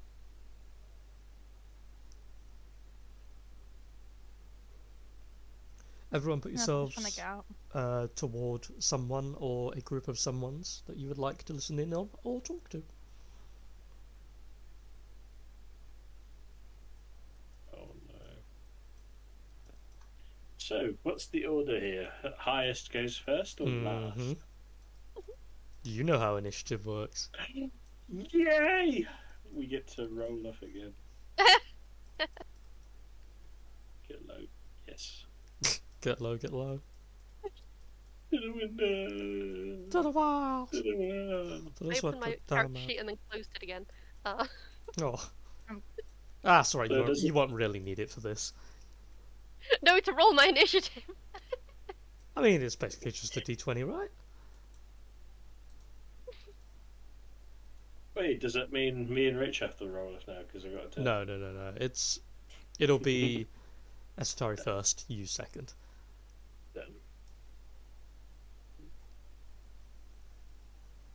Okay, Oh no. In fact, I invited him. I should probably greet him.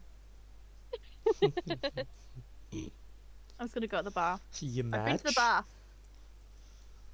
so I would have been. Well, I'll talk to my gardener first, because they arrived slightly earlier.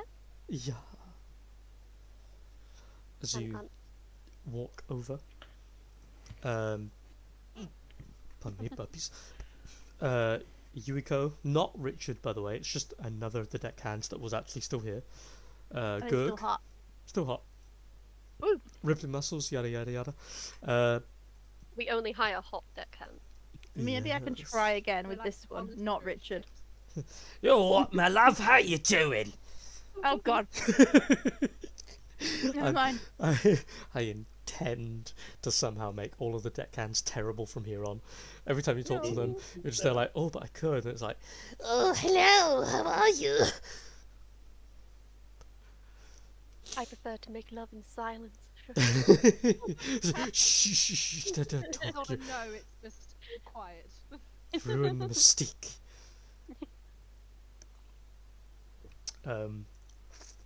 Yeah, they're all currently talking about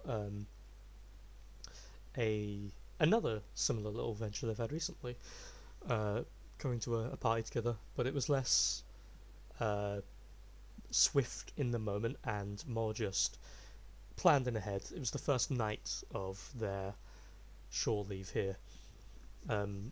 Apparently Locke was fully not invested in going on a night out, and they said that as the newest member, it's up to him to to get to know the crew a bit more. And Gurg said, as the captain and essentially second in command to the party, that he he has to listen to him. Like he's technically his boss, and it would be good for him to get to know everybody and get out of his shell a little bit. Yuriko the entire night was teasing him, and it just got worse the more she drank, and kept on like.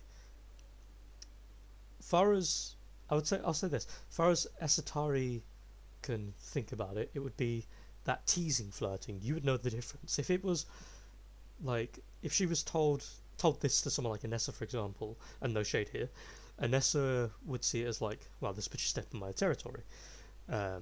Yuriko, fully like, for all you guys know of her so far, she's flirty, but she doesn't actually pursue it. She's very much just close with people, very much intentionally intimate. And apparently the tutor went with them on that first night because similarly he was coerced, like, oh, I'm your boss, you should come along at least for this one night. Apparently they actually all had a very good night, and Locke came out of his shell a little bit. He got very drunk very quickly. He does not drink. Apparently he didn't eat that night either because, well, he was busy tending to his garden and he lost track of time. And so your therapist, Fedokrath, spent the rest of the night looking after him. Yeah, and now they're here after, I think it's been about a couple of days, maybe a week, since that shore leave, and they're all just generally regarding that he should be careful now that he's eaten. He should be okay, but just take it slow. And they're all kind of like chuckling at him a little bit. He's just there like scratching the back of his neck with that face of like, oh, shh, Esatari's here. Shh. But yeah, you walk over, you sit down, and they all look over toward you. Gurg gently places her hand on your shoulder with a smile, raises his glass to you. Hello again. How have we been?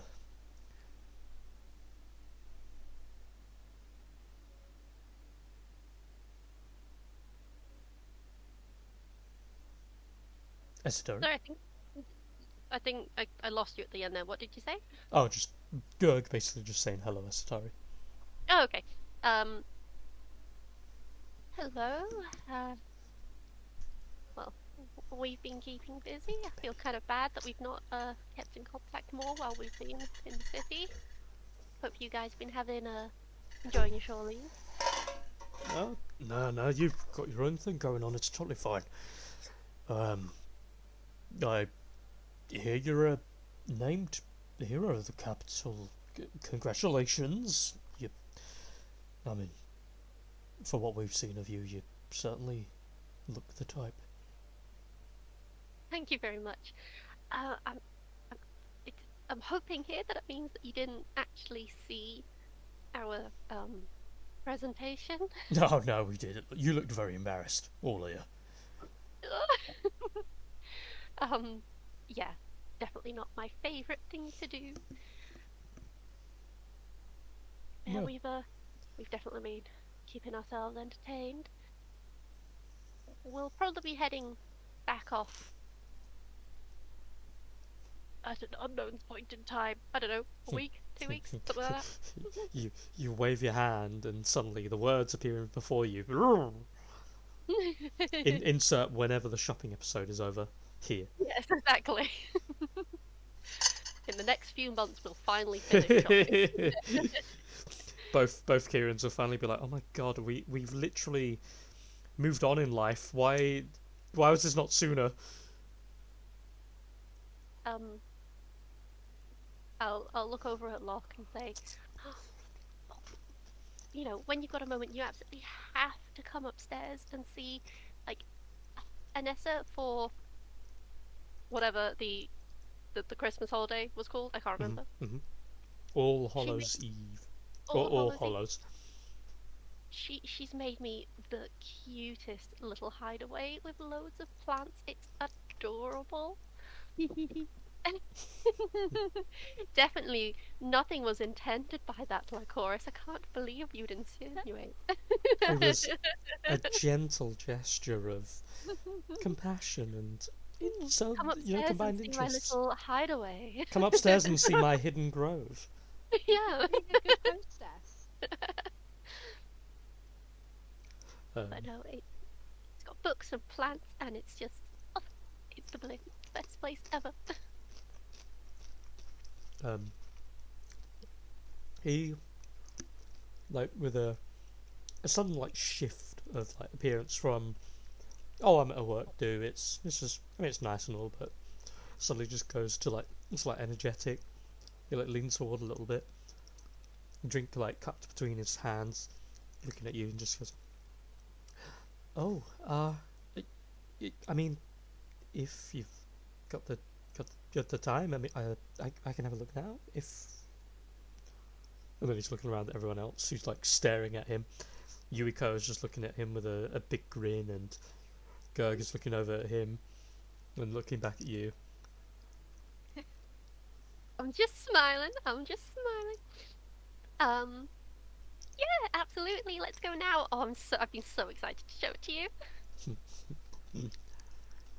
He nods, picks up his glass, goes, oh, am I okay to take this with me, or do you want to leave it here, or? Of course, I'll pick up my glass as well. Nods. He comes walking over.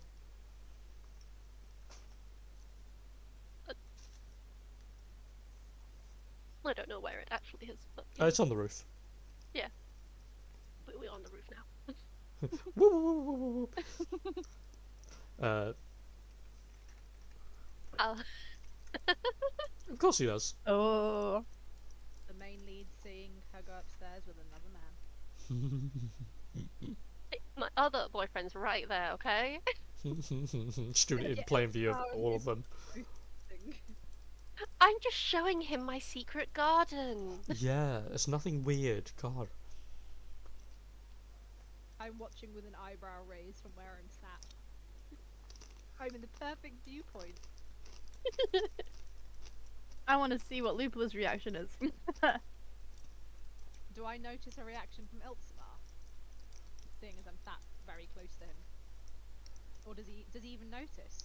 Surprisingly, he did. He's talking, doesn't it? Yeah, he surprisingly doesn't notice. He's currently surrounded by everyone from either from Gustodon or people that he's been working with that live in Gustodon with him. And he's just been catching up with Jasper mostly. Like, they're all having these little like quiet chuckles to themselves, and it seems like they've actually got a little community together. As you head upstairs, with Locke, you open the door, lets Locke through with you, it closes behind you. You hear the gentle sound of the door locking magically. Immediately as he walks out, he kind of looks around, turns to his left and goes, oh my god. And she just made that for you? It's fantastic. I have to get some tips from her about how she did this. The little lights and the little books. Oh, that's so adorable, though. She knows she quite clearly knows you. I know, she's really the best and so talented. She's a special person. And is this some kind of magical thing? Do I need to learn magic to do stuff like this? Do I know the answer? I think I showed you a little bit. A lot of it was bought, but I did use some magic, I think. I imagine it was all of it was bought, but the like heavy lifting side of things, like putting one thing here or one thing there, was like mage hand kind of thing. Yeah. Like the assembly of it all. Hard work and grit. Yeah. I'm sure something similar could be done without any magic. I doubt it would be a necessity. He pulls out a small pocketbook from his back pocket, just flicks it open, pulls this tiny little quill, and just starts scattered writing inside of it. You get kind of like a glimpse over his shoulder of it. His book is like a quarter filled. It seems it doesn't have any like notes of what the book's about, but you see rough like sketches in place and some like quotes, and it seems to be some kind of like influential book of some kind. Like he's writing down things that he finds important, or like things the crew have said that he's taking note of. You know, making something of his new life. I'm a fellow notebook person myself. Pulling out my notebook on all my friends. And it's just constant scrolling of like Lycoris said this, and Nessa Yeah. did this. I'm just there like, he likes making notes as well.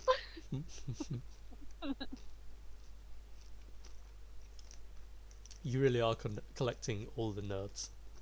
Yeah. I'm a wizard, but still. To be fair, you have gone from varying degrees of like more than likely wizard or nerd, because you had Utsuma, who is a wizard, but he's like middle tier, Lupilla, who's like high tier wizard, and now Locke, who And Anessa, a wizard. And Anessa. well, I was getting there. At the time was a low tier wizard. At the time. Now, highest of the high tiers. Literally A rank, baby. But yeah, and Locke, who, like anyone, if he read up on it while he's got the chance, could become a wizard. Become my ideal man. Oh yeah. Although saying that, like, maybe not so magically or transforming, but he could also become a druid technically, because he's got more of an affinity with nature, so it's not He impossible. can be whatever he would like to be in life. Yeah. Make love with a bear.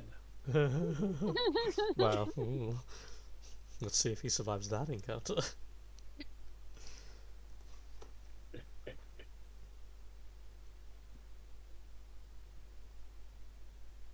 And I found like at some points you can sometimes even see a bit of sunlight, which you don't normally see here. He kind of That is correct. Oh no, that's true. Yeah. Yeah. He looks around. He sees a part of the roof that's slightly exposed. Kind of squints a little bit and goes, "I see. So, even though some of these plants," he walks over toward the thing itself and like gently runs his fingers along some of the leaves. Even though we're in the Underdark, they have enough sunlight to survive and thrive by the looks of it.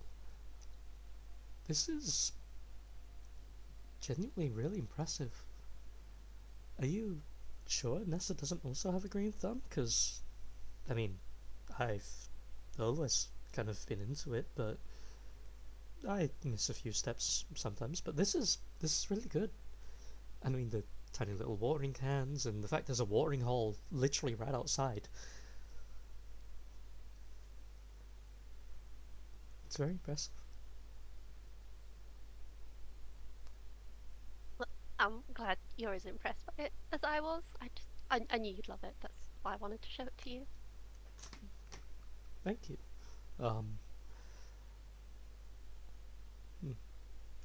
How have you guys been? How you looked great, by the way. Ignore Gurk. He's very tormenting when he wants to be.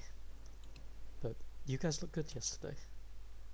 And I was in the crowd in Lowtown with Gerd in Yuiko. There was you have quite a lot of fans, like a lot of fans. Oh well, you know, me and the rest, we've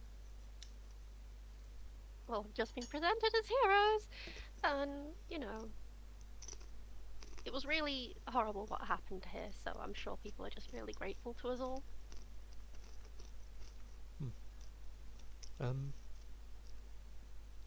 As well, really odd one. Do you know any bandits? Because there are a handful of bandits near the front that that were almost trying to jump the barriers, and they were holding up these banners for you. Yes. I I probably do know them. They're really lovely guys. They're so supportive, and I feel like, oh, it really warms my heart to know that throughout all this time, they're still cheering for me. Oh my god. This is the part where you start a music career. Yeah. Ugh. Oh, okay. I will probably probe you about that some other time then. That's curious. But yeah, sorry, I have like 1,001 questions and they're all kind of like racing through my head. This isn't about me. How have you been? How's everything? I had the same No! thought. I was like, no, No! don't do Oh well, it's been not quite as restful as we were anticipating. You heard that we're going to complete in a tournament. We got accidentally involved in some kind of drug ring. I don't know. Oh, we even trying to have a bath, we got into a fight. It's just. Oh, that was the drugs as well, of course.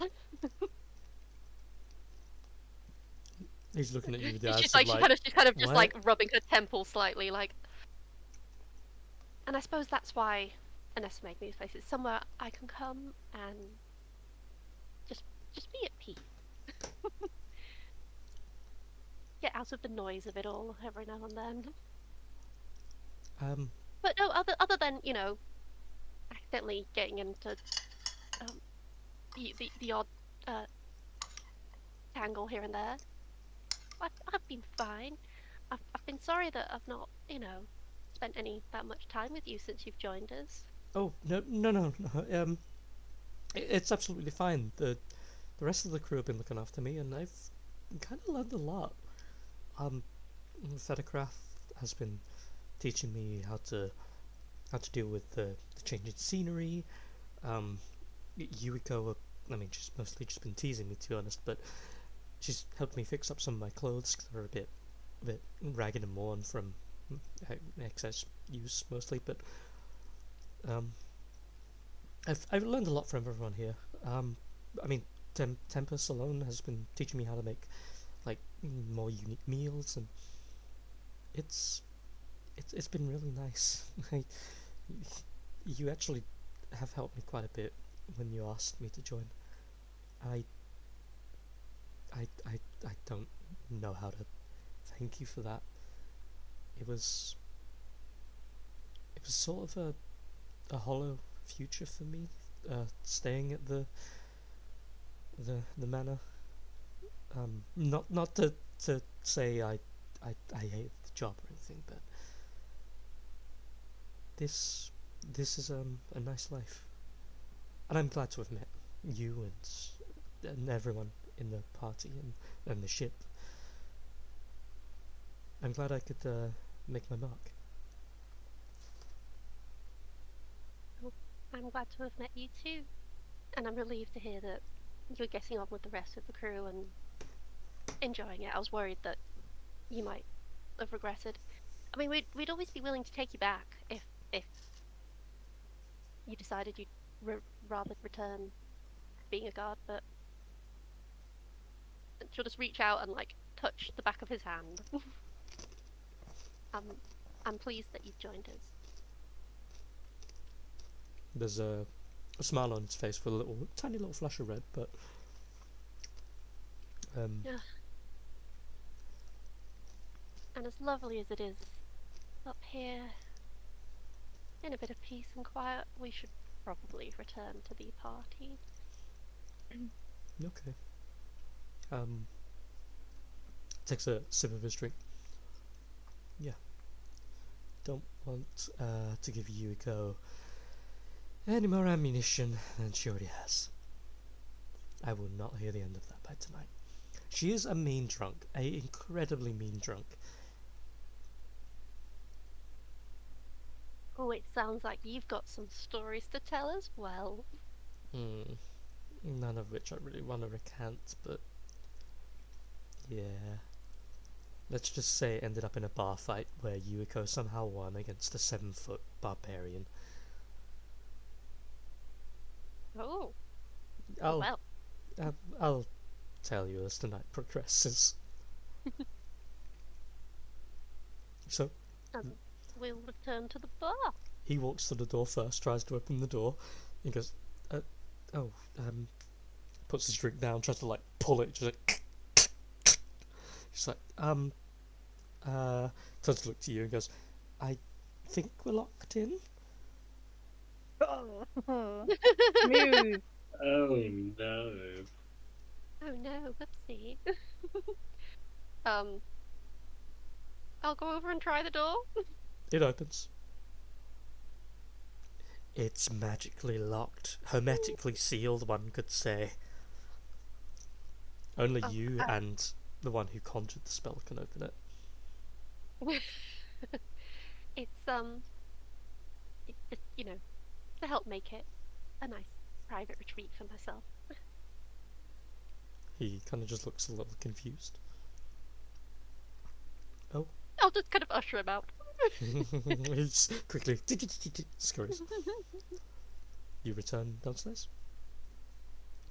Brewin. Cliff. Brewin. I'm God. No one's gonna hear my voice besides you guys. Nice try, motherfucker. He's speaking to your direct soul. Yes. It's your turn to conversate with the congregation. You can't. What? Nothing. You could be a cat. No, I was gonna say cunt, but I stopped because it's funnier. Conversate with the congregation, you can't. Okay. Who do you want to talk to? Or what do you want to do? At the time, I was just simply jamming on the sofa, looking at the warm fire and enjoying some dwarven fire wine. And then I look and I'm like, I suppose I may need to socialise, but with who?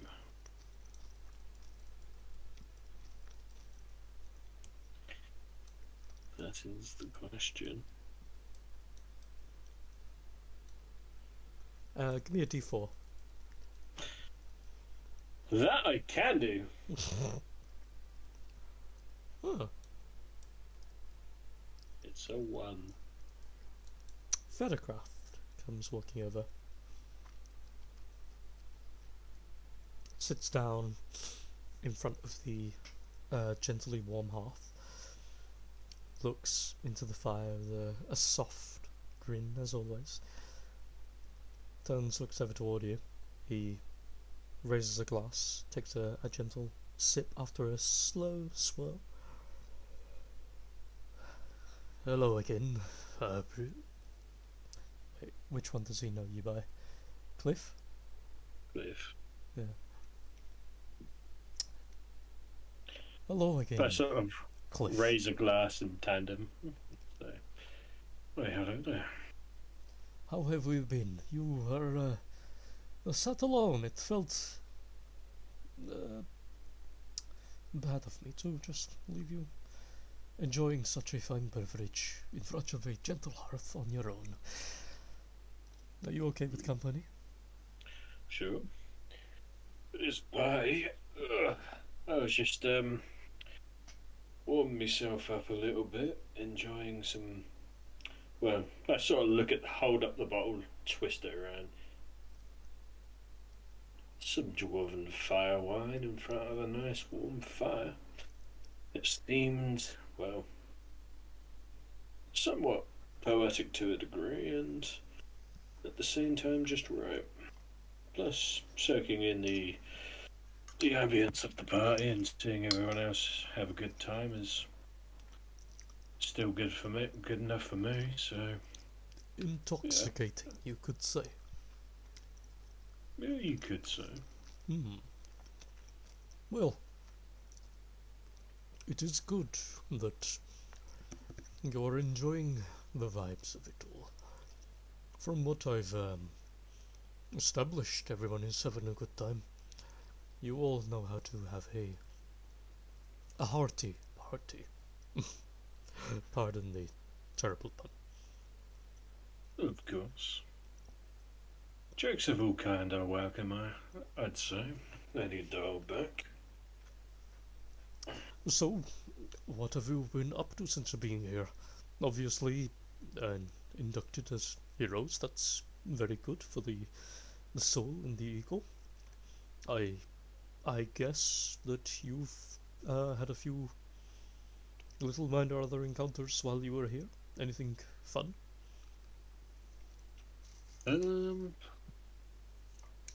I sort of let out a bit of mixed sigh slash exhale, and just sort of like count on my fingers and just think through the events and just say, you could say a mixture of, well, business and pleasure, so a mixed bag overall.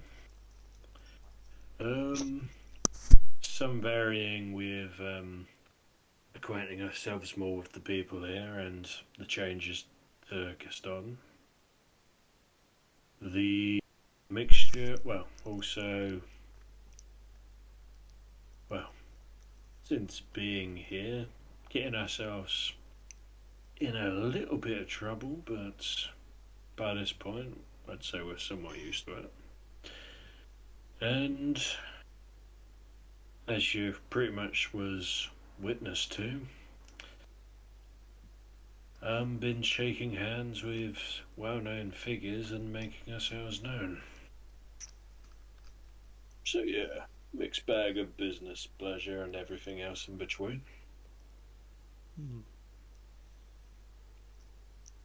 And how does it feel to be this important figurehead now for, well, quite frankly, the world? It must be interesting to have that influence, that power on your shoulders.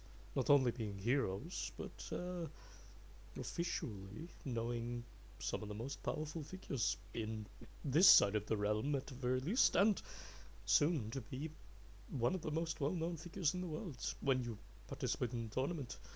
And I, like everyone on the ship, know of the category of strength your party has, so I imagine, even if for whatever strange willing that you do lose or you give up the ghost, I know at the very least you will get to a point in the tournament that your names will echo for quite a few years on.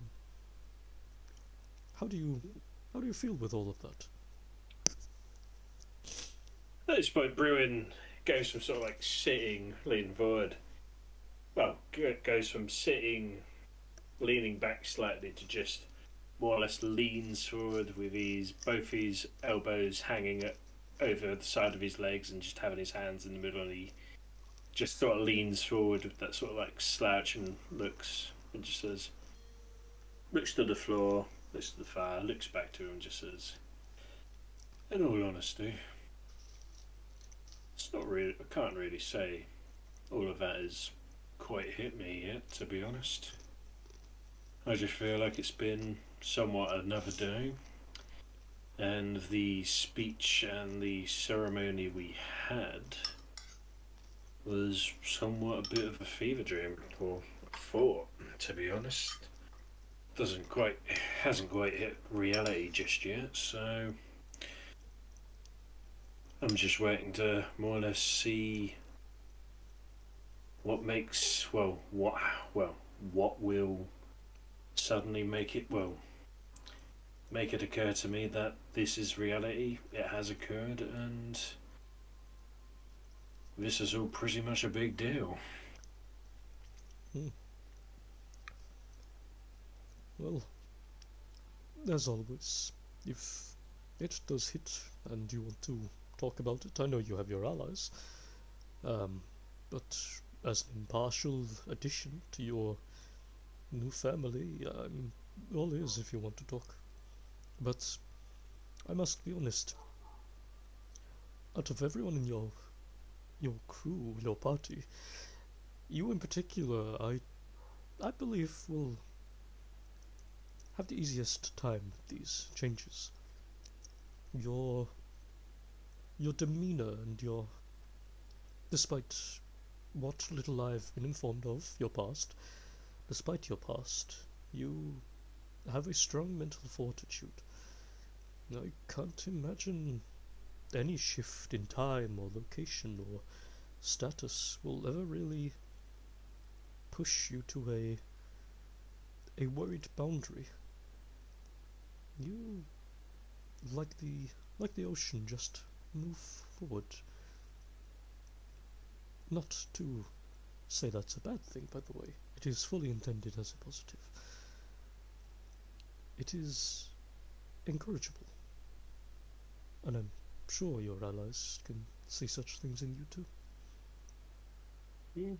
I suppose, much like the ocean, to a degree I'm well travelled, so it comes with not quite being shocked to different cultures to a degree. Because one way or another I've either witnessed it, met people who have embraced it, or just walked past and been somewhat showered in it. One way or another. At some point I just is he still drinking a drink that he's got, or is he?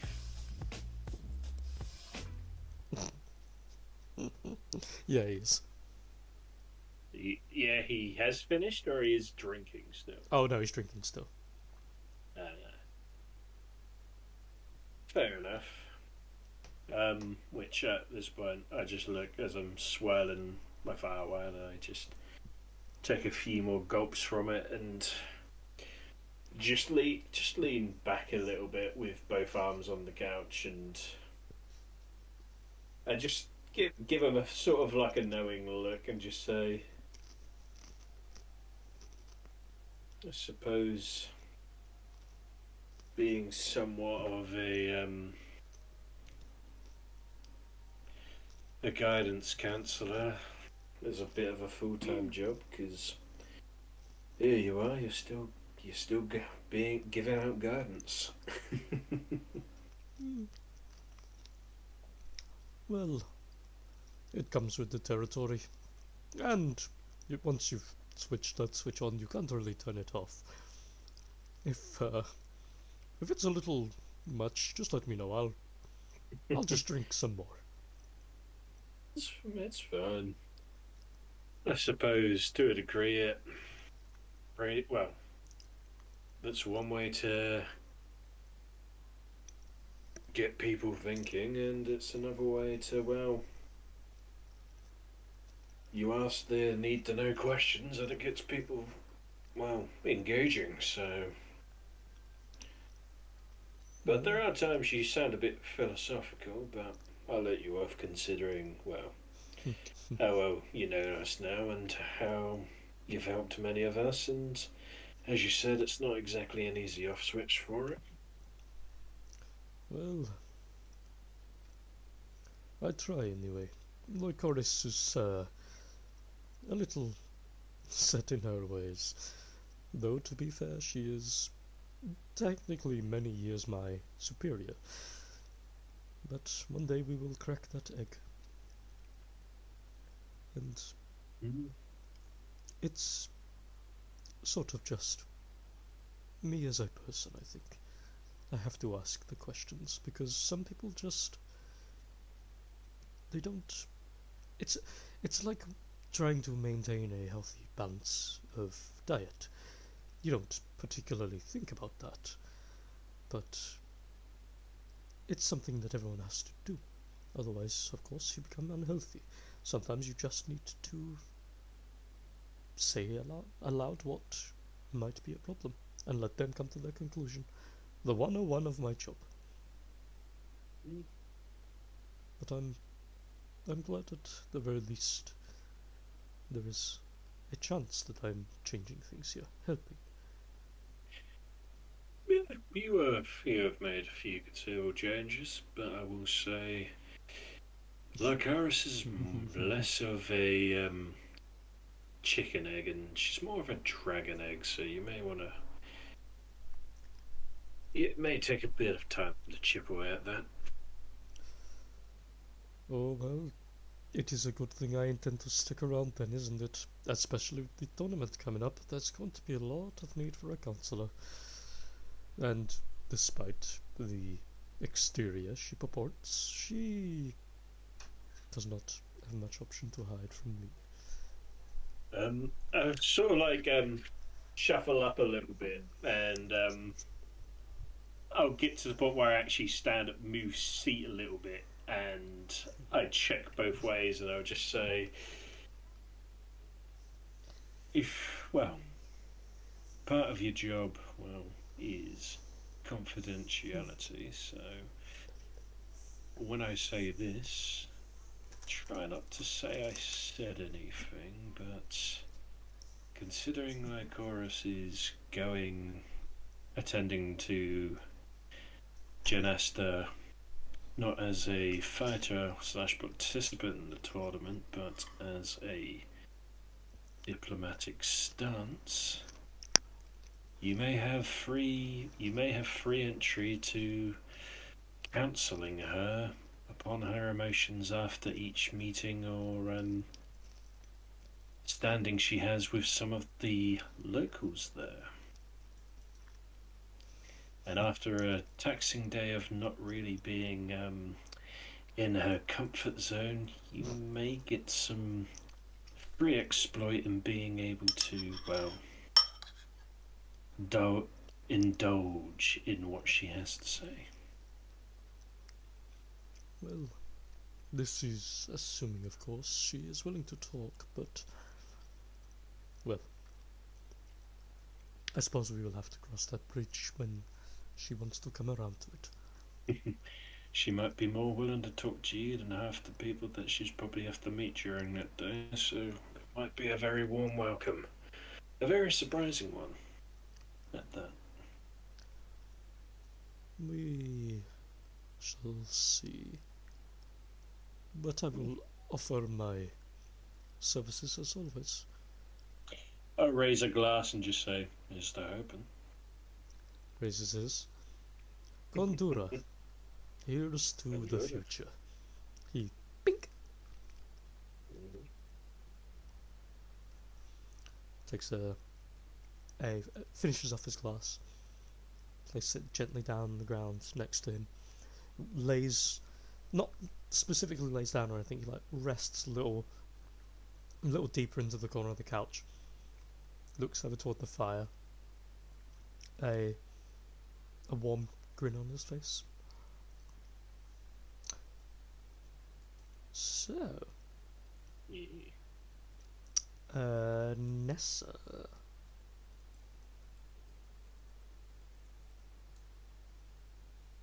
I think she'd be our bead for the cat. Ah! Pepper might have got the Yeah. mouse again. Poor mouse is being hunted left and right. Mouse was like, I made it. I made it free. Ah.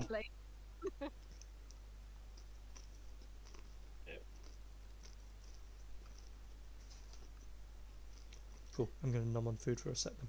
Nom nom nom nom nom.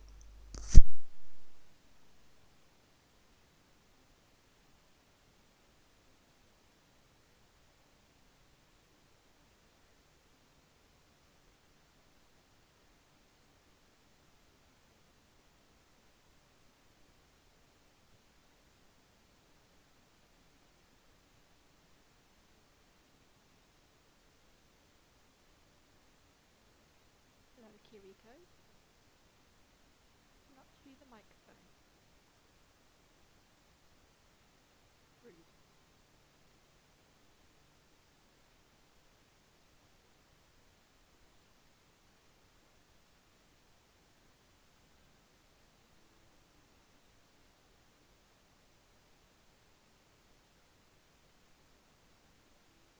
I am back. Bacon bacon. The mouse has recovered and has run away. So that is good. Woo! Nice. I just had to let it get over its shock outside and not let Pepper out until it was gone. I'm just hoping that it's gone far enough that he's not going to bring it back. Yeah.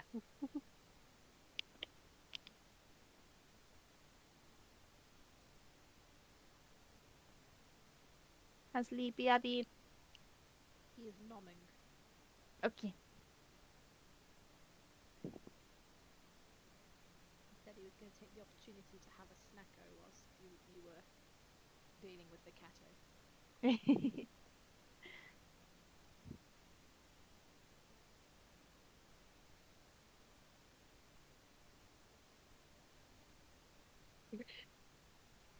I've only just seen your message that you've stepped in a lot since Trafalgar left because we need to have a problem. Exactly. I'm just taking one for the team.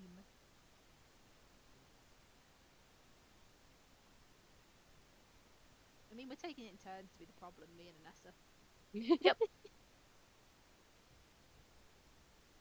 I like to think we're both very well adjusted, definitely not got emotional or relationship problems. I agree. Num num num num num nunda. Hi. Hello, it's your turn. Who do you want to talk to? I was going to greet the Emperor since I invited him, Yeah. but I'm nervous about it. So I've conjured my little mage hand thing, and it's carrying a drink along for me. Posturing. Okay. It's got some elaborate vodka cocktail. Ooh. As you walk in, Lupilla turns. Angelina looks over toward you with a soft smile and her hands rested gently against her lap. She leaned forward a little bit. They were just like casually talking, like the shit going on and the state of affairs. As you wander over, Angelina pats the seat next to her and steps out of the way, or moves aside a little.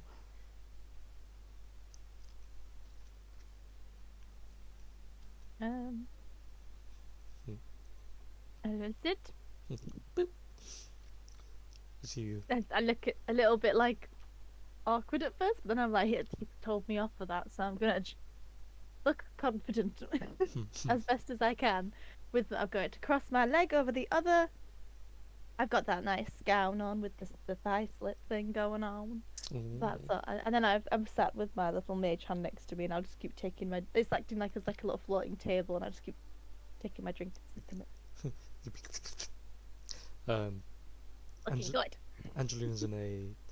It's that kind of like white grey colour where it looks like it would be see-through, but there's also that slight hint of like it's got kind of like a glassy look to it, where if you touch it, it's like it'd be a little sturdy.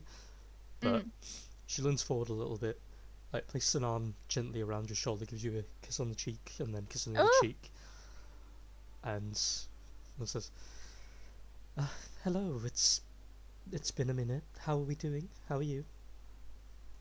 I blush at the kiss. You could be my sister. I'm well, considering. Been a bit of a whirlwind few days. Few weeks, few months. How are you? Well, I'm still training a little to learn the way of sort of the sword, more the rapier, but it's going well. She holds up her hands, and there's like these tiny little blisters that she's got on her fingers, and she's kind of like been trying to hide it, but she shows you, and it's just like, well, my hands are slowly getting worn, but these are the prices we pay, I suppose. Other than that, mother is mother. So Yeah. it's okay. I was talking to Lupilla and Solomon. Solomon. Why is it my brain forgets names? These are my characters. Yeah, Solomon. Okay, I did get it right. Thank fuck. Just about the tournament and my my new role in it. The things we do for family. and just, yeah, that general thing, really. She looks over the pair of them and then back at you. But yeah, thank you for the invite, by the way. It was rather impromptu. I was kind of surprised. I'm not like this isn't a I didn't want to come thing, by the way. I just didn't. We don't really all talk that much. Even sister and I don't really get the chance to talk anymore. I thought there was a sort of disconnect. Well, I suppose now's the time to reconnect and make new connections. And I'll look over pointedly at Lupula and the Emperor. Lupula kind of like smirks a little, and the Emperor just, again, he's like following the conversation, stares at the person talking, and he just nods. Why does he stare so much? Who knows? Can I tell? Can I like, I don't know. Is it like a magical thing? Is it just a socially awkward thing? Making a such check. Is he just like reading people? Lusty stare. As the Emperor, he's never had to have a normal conversation and doesn't know how to do it. Yeah, on the inside of his head, he's like, shit. What do I say here? Keep staring. You're not sure. He's always watching the person that's speaking, unless the person speaking, like when you guys were in the like big round table meeting, he was only ever looking toward the person inside the meeting room that actually was of import. It could be some kind of societal thing. It could be some kind of determining intent kind of thing. It's kind of up in the air.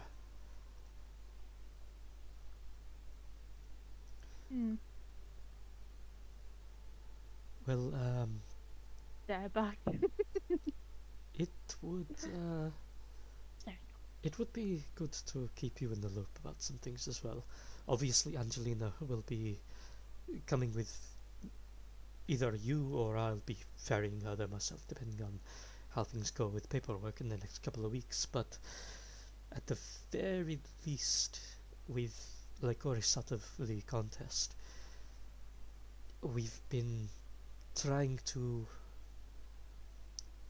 see if there's a way to reinforce you, or at least get some clue on who will be, or what will be the parts of the tournament. Like, is there going to be a team component? Is there a specific amount of people? What things we have to look forward to?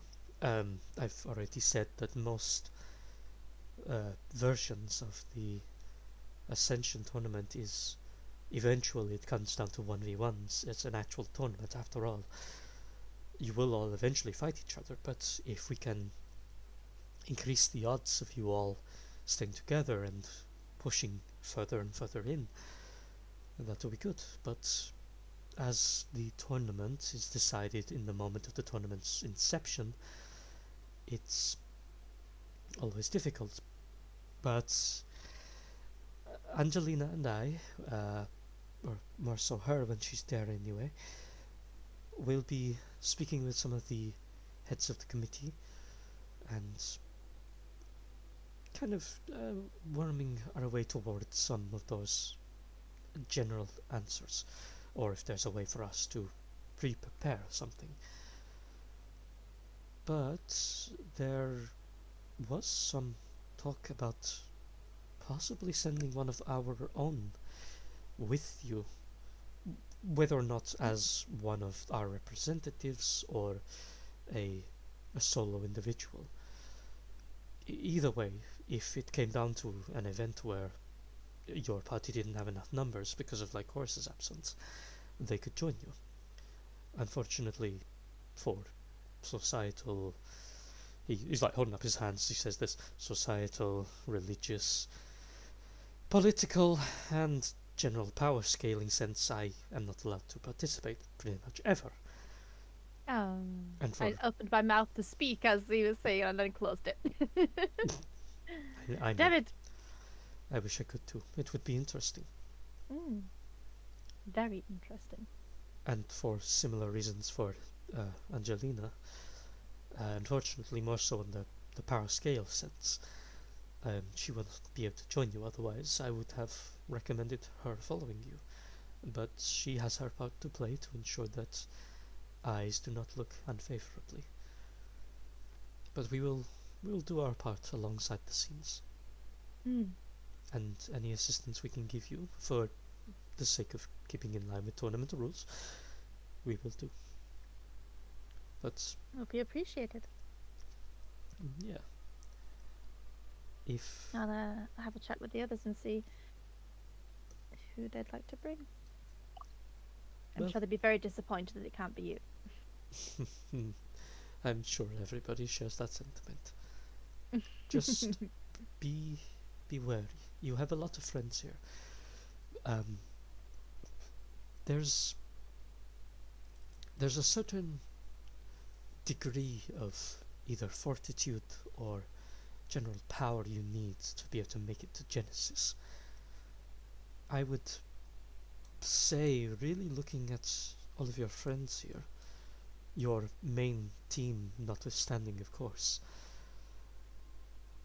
your allies, I believe Anriel and of course Mistolos are the only two that I believe could survive the initial trial of getting there, if that's any help. And I personally would recommend Mistolos, of course, but Anriel would need to go through some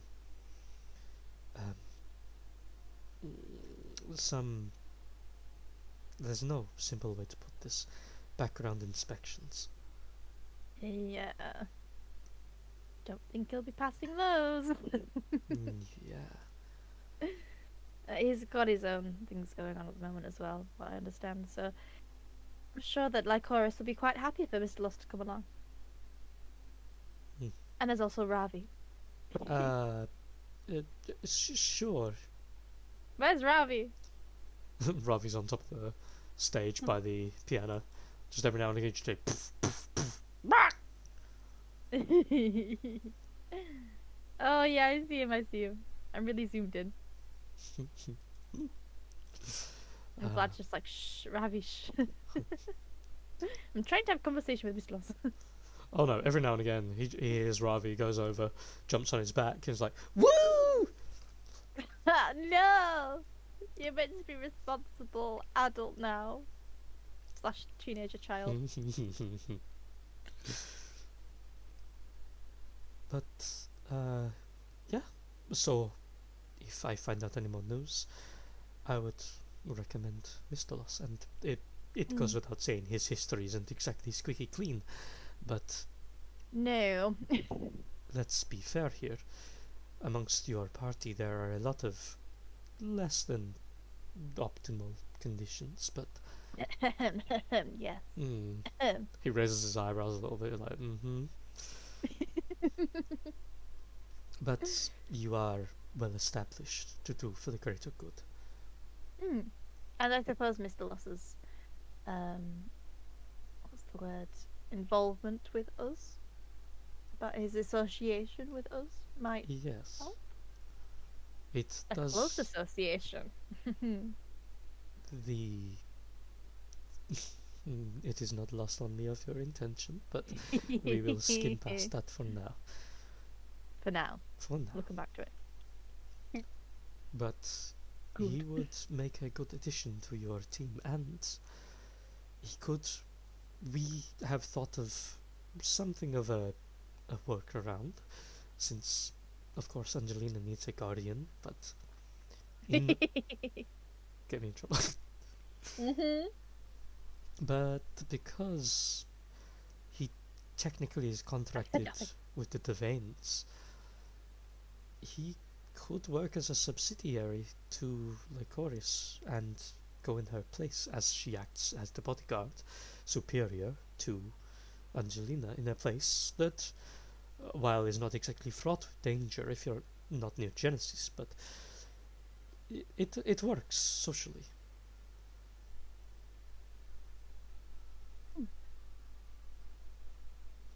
So that is currently the workaround we could think of. Yes. If your team needed another member. My keen mind feat will remember all of this and refer it back to everyone else next session. Yes.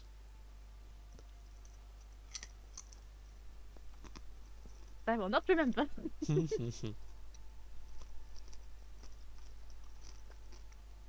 going to take another sip of my drink.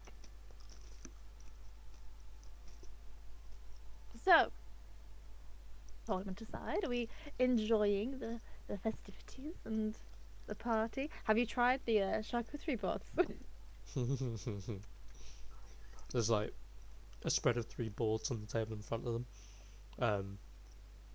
Every now and again, you do see the Emperor's like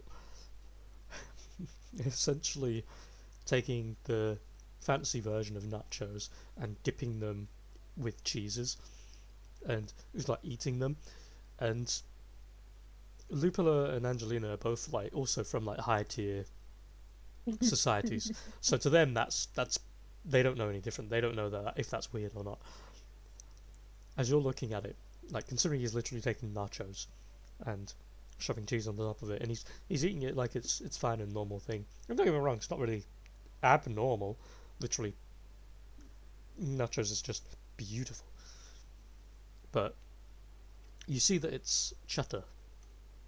I was gonna say you must try the cheddar.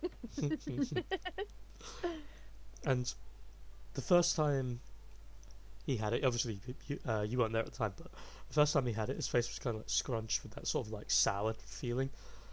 But he just keeps eating it, and each time he takes a bite, he does have this little twinge. But he finishes the meal, and then he keeps going back. It's quite Moorish, isn't it? We do have more than just cheddar on offer, right? Yeah. Right? Oh yeah, yeah. Yeah. He just He keeps likes going back it. to that. Yeah. He knows it was our favourite. Mm. Very Moorish. Um, Is he enjoying himself? he has that same like stoic general vibe as he always does, but he has a little.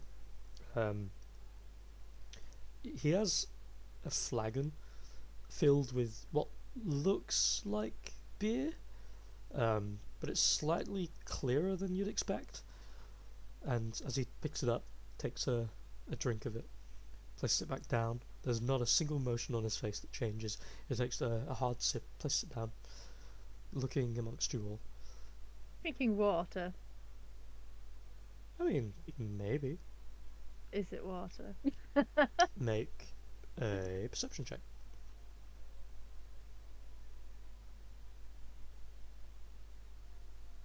Oh no! I mean, there's a little bit of a like darky kind of like beer colouring to it, but Oh, is he like a craft beer person? An ale or something? And ales, man. But you can't particularly smell any like strong scents coming from it or anything.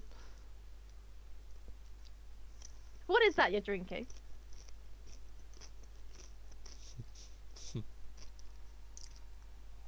He raises an eyebrow, turns to his right, looks at Lupula. Lupula makes a gentle like come here motion to the air. You see the floating figure from earlier appear, holding onto a Maker's Mark bottle. Well, The wax seal of which has been like pried gently off. You can see the coloration isn't exactly as strong as what's in that picture. It's slightly softer, but it's slightly more see-through than it is like thick brown coloured. funny colour. But you can sponsored by Maker's Mark. But you can see that at the bottom it has 25% written on it, and the bottle, like I imagine like most whiskies, it's not like a big bottle or anything. It's like basically like a Captain Morgan's but flatter. Yeah.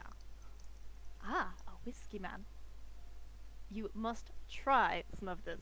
And we're gonna get my mage hand to go to the bar. It's gonna pick out like a whiskey. It's like a kind of like Fireball, Mm-hmm. You gotta try and get It's the gonna, Emperor like- pissed. It's gonna You pour. can't- It's you gonna pour can't shoot four. the Emperor Fireball! It's gonna pour four the little shot Emperor. glasses, and it's gonna bring them over to the table and set them down in front of each of us. I see. I'm gonna raise like a challenging eyebrow. He looks over at you. His eyes narrow a little. You two Just a man, stare at each yes? other. This little spark of lightning between you. Like a showdown. Yes. Just a man tonight. I am just a man tonight.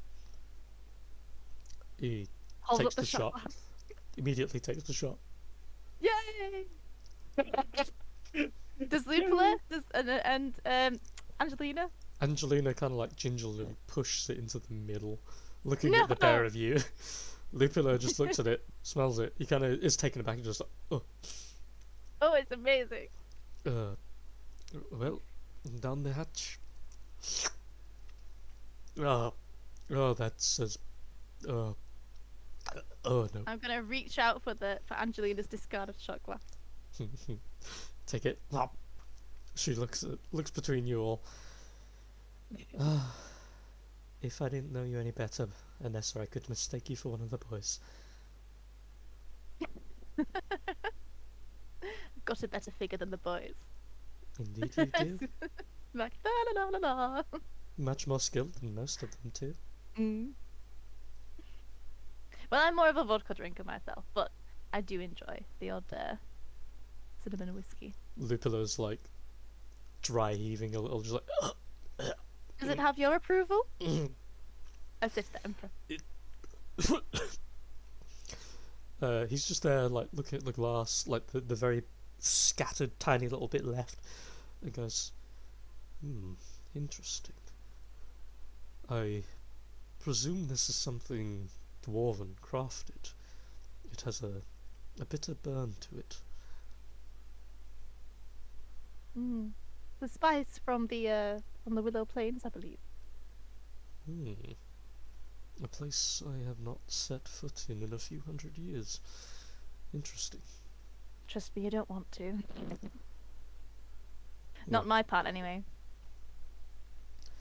There is always beauty in chaos. That place, however, might need a course correction someday. Agreed. Have you 2 more shot glasses. Toast to it. click, click. Again, similarly, his face doesn't seem to like shift or anything. He does again kind of like inspect the bottom of it, place it down.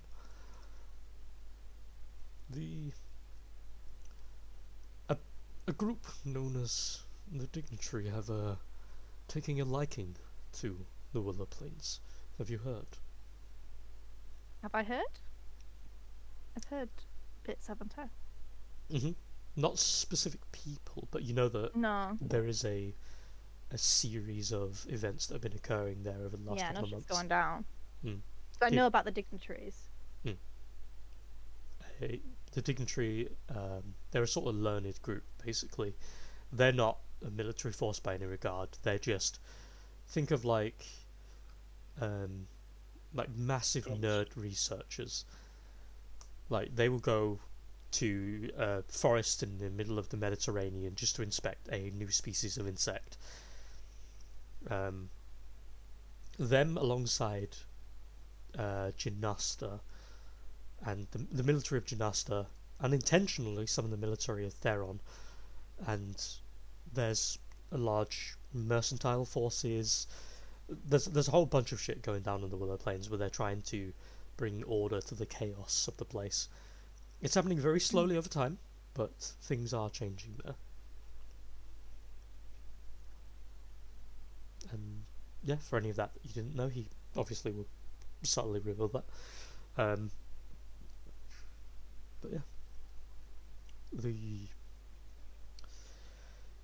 interesting part of it all is they have been asking for aid in a possible, not precisely a war, but a lesser scale conflict. There are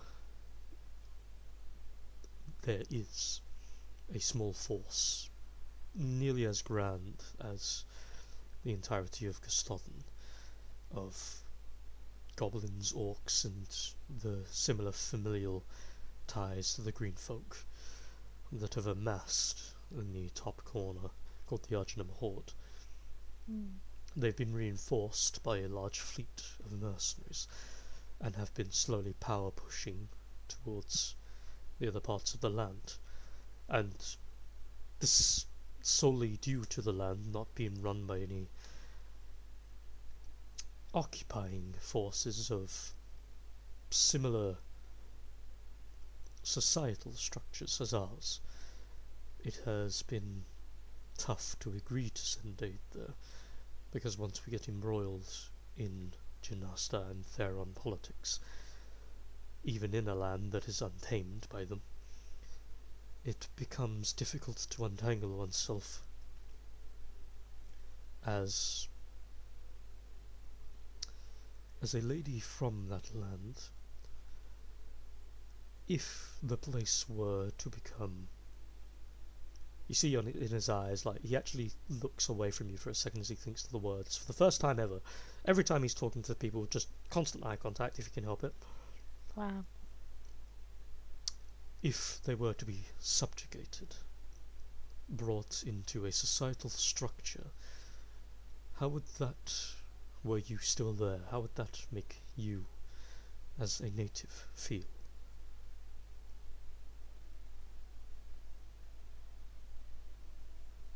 Speaking honestly, Please? prior to all this, I would have hated it.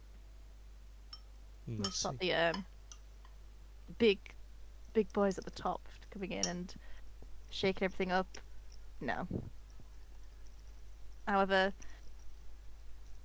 it is chaos, it's brutal, it's not safe, and when you have family, look over at Vlad to look out for. All you can see when you look over at Vlad is he's currently on top of Ravi, like patting him on the side of his neck, and gives him a little kiss on one of his scales. I have a little smile. And then the very next second, you see poof, poof, poof, as Ravi's like jumping up and down, and Vlad's just there like, yes! I'll give a fond smile. It would be good to see some structure.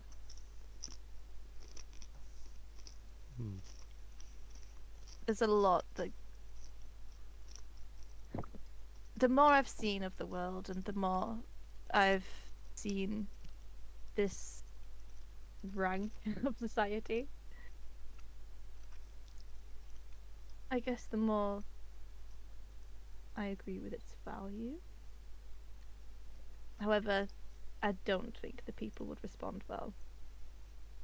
They are clans, and that's their blood. It's all they've known, and I think it would be a big upheaval, dangerous upheaval. Then perhaps my staying out of it was correct. As you can tell, my people have a unique system of relationships with those we deem violent, oppressive, or cruel. They are kept as slaves, and Theron shares a similar look on society as we do. Theirs are slightly more chained and demanding and socially exhausting, to be frank. But people born free, even in chaos. From the moment it was proposed to me, I knew, similar to your own, that would be the answer, but I'm glad to have my suspicions reaffirmed. I would not invoke my will on those who are not my people to begin with. I mean, It's- don't just go off what I say, but No, your opinion, for many reasons, numerous reasons, is more valid than any number of people I could even begin to think of. Yours at current is only second to Lupilla here, in my eyes. oh, At least in regards to your home territory. wow. Well, yeah. We've had enough war. We've had enough fighting, and I think it would be wise to keep an eye. I Um, shall endeavour to do so.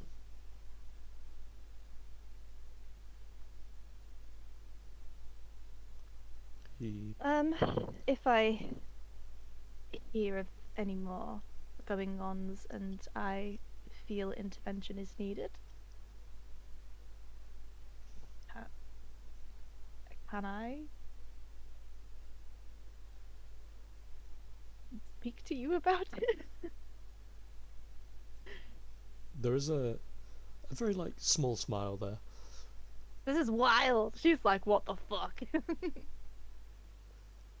Bessie mates.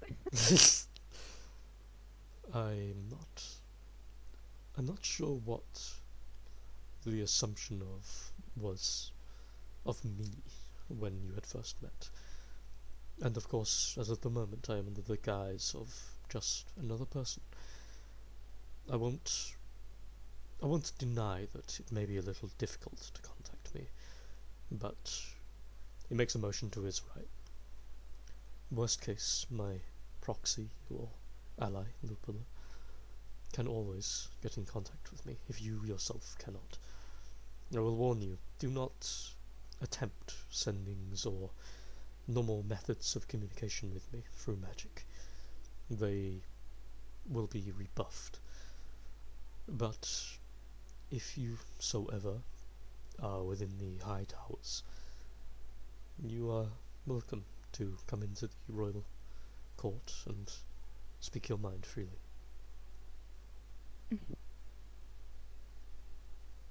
That is appreciated. As for my opinion, quite favourable. I'll raise another flyball shot. And I'm just gonna, this one I'm gonna sip slowly while just returning the eye contact. Make a insight check.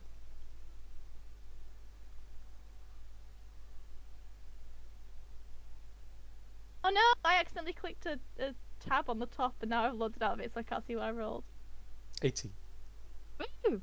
Okay. As the night goes on, and you two are drinking more, and the other two are kind of just like they're doing the calm, like the nice thing of like just let them talk, and then we'll kind of all converse and drink later. His demeanor hasn't like shifted or anything. There's no softness that you're like visually aware of anyway, but you're starting to understand him a little better, and you think anyway he has direct eye contact with whoever it is, partially because he was raised that way. He was told to always respect who you're talking with by keeping like look at them, give them your attention, but also because he's never shied away from any part of the conversation. He wants to know everything. He wants to give you his everything when you're communicating with him. He wants you to know that he's there to listen and talk about whatever the problem is. So he never breaks the eye contact, because he wants you to know he is listening.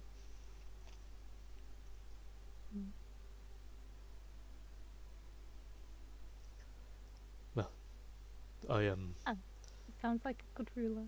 She wouldn't normally have a good opinion of high society, but he's changed that a little. Sounds nice. Nice guy. Good guy. And you want to know the sad part?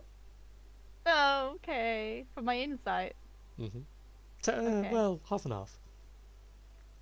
Do remember that the Drow society is matriarchal.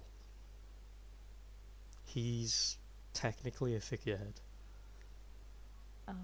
So he has power, but he is still technically limited in how much he can use that power. So who has the real power? That's the question. Interesting. Who is the head of the head? Who is the head of that? That Corius's mother. She's I secretly. better not be another fucking secret wife. Please be another secret wife. No!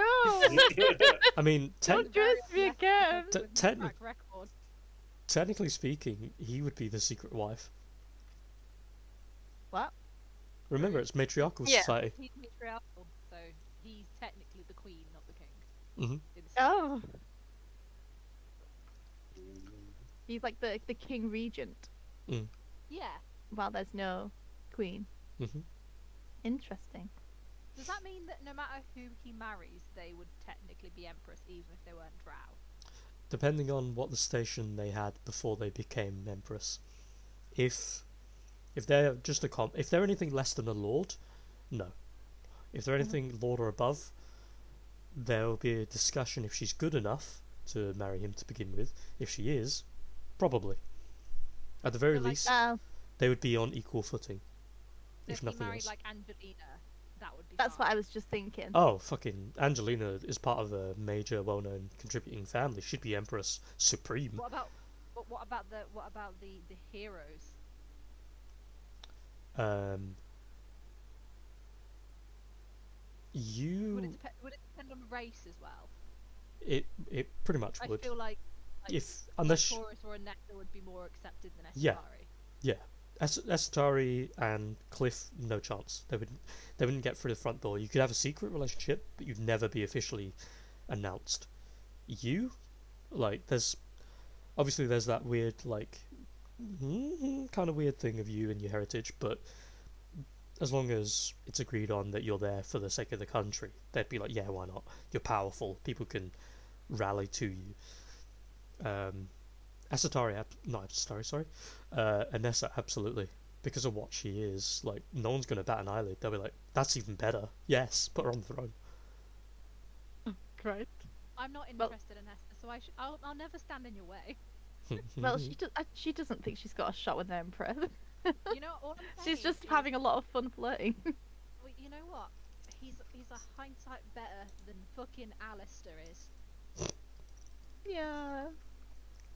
She's still kind of like, what if he has a reason? But she's still pissed off. Show him by marrying the Emperor of Gustaden. That's all I'm saying. That would be the ultimate revenge. The only way is up.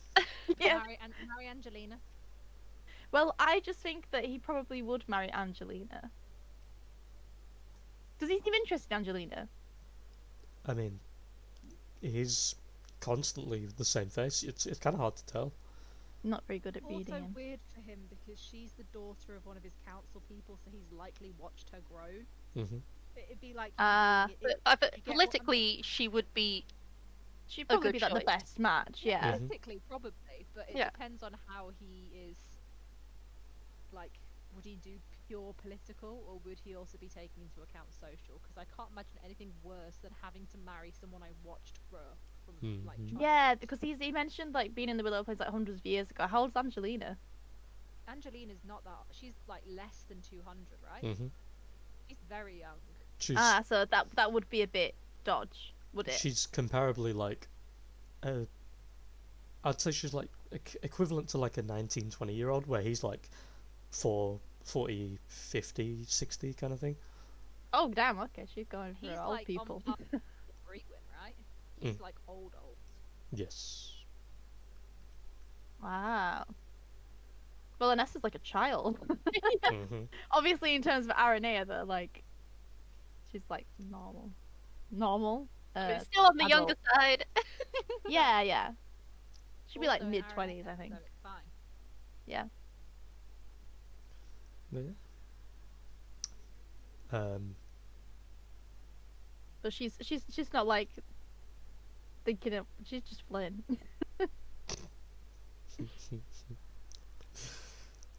It's like, so, what's your 401k like? She's not bothered about that, but she does No, I know. accidentally. Well, obviously she didn't know about Alistair beforehand. She just thought it was hot. She does know that the Emperor is the Emperor, but she prefers the just a man thing. Would she? She does have a taste now. Like stand with the Emperor. She didn't even get a fucking chance to have a taste of it with Alistair. She got ignored. Well, not ignored, but oh, I've been too busy for you. Yeah, too busy with his wife. Yeah, probs. I feel like we're more offended for you than you actually are. Well, Anessa is definitely offended. I'm like, let's listen to the reason. Not that I would be like that in real life. I'd be like, fuck off. Yeah. Yeah, you're dead to me. Absolutely. I've been cheated on before. I had to kick him to the curb. No Alright. second chances. You Fuck get off. the revenge dress. You're gonna get that Diana moment of walking in the room with a revenge dress that goes like mental in all the press. Do you know what? It's so funny because I watched there was an ASMR video for one of the ASMR artists I watched, and she was doing like the styling on her usual model of the Diana revenge dress, and I was thinking about my revenge dress, and I was just like, oh my god. So I also drew that parallel before. Yeah. I just want Anessa to be happy. Happy and rich. Yeah, but Esatari didn't work out. She was heartbroken. That was her first heartbreak. And then she was like, oh, it's okay. I'm going to get over it. Her seeing Esatari get, like, with other people and stuff. So she finally moves on. Then Alistair breaks her heart. So she's just like, I'm just going to flirt with people. See what happens. Finally learning some lessons from Esadari. If I keep putting it about... It's like, maybe you shouldn't keep falling in love with people. She should never fall has in love. before. It's After- you that started that.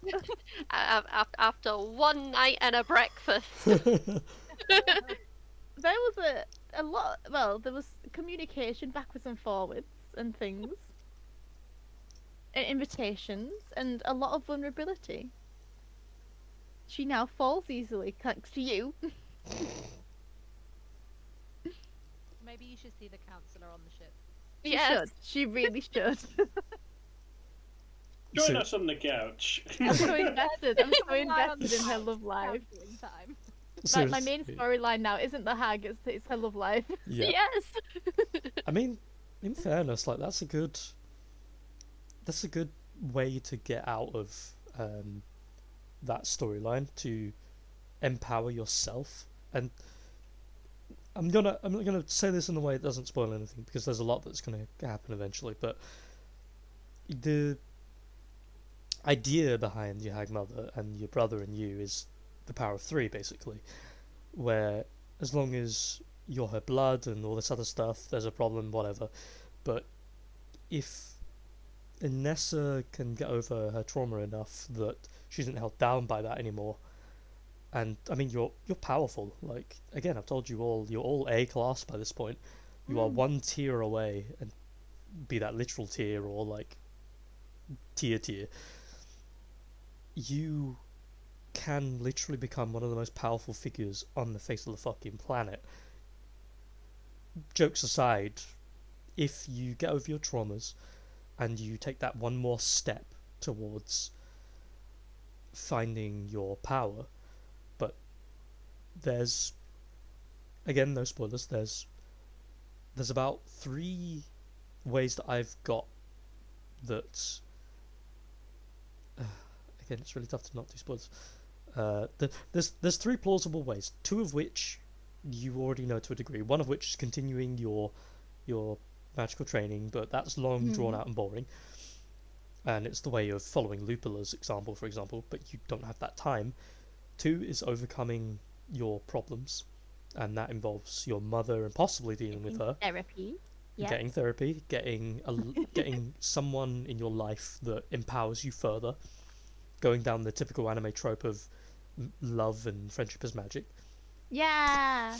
and the last one is, well, frankly, unlikely because hint, hint, nudge, point, ginger, punch in the shoulder. You'd have to go home and find your heritage. But that one's a little shaky. Yeah. But- Everyone have to come with me, and I don't want to do that.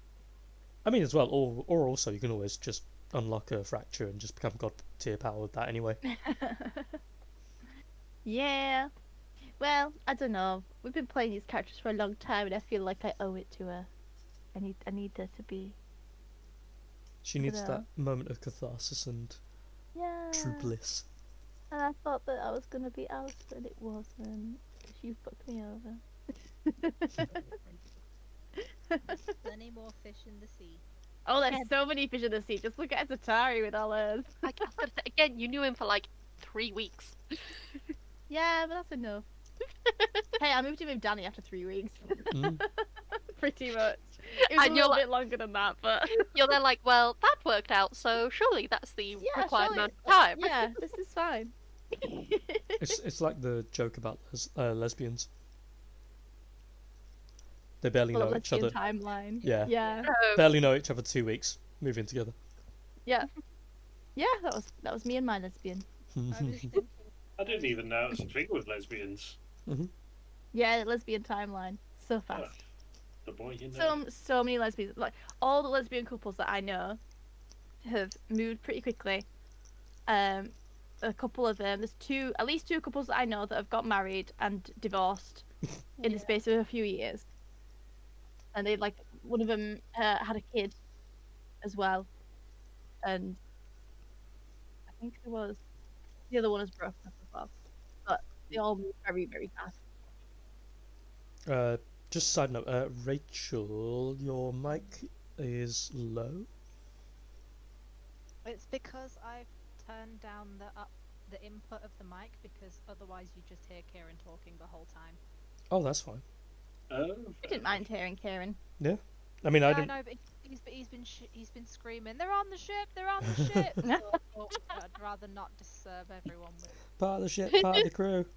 Yeah. Well, I If- suppose if you're doing your conversation, you could turn it up a little and then turn it back down again. it'd be like hearing the partying going on outside. Yes, exactly. It's just the background noise. Can I do one last insight check before I move on? Are you Is looking he for married? anything? No. Is he married? Are you looking for anything It's in more particular? for me. It's Is more there a for tan me. line from a ring? She's not that bothered. She's just like she kind of just wants to make sure that she's not been overstepping the mark. You know, is he kind of receptive to what she's being like? She's not interacted with someone of his level ever before, so she just wants to make sure that she's not overstepping. Mm-hmm.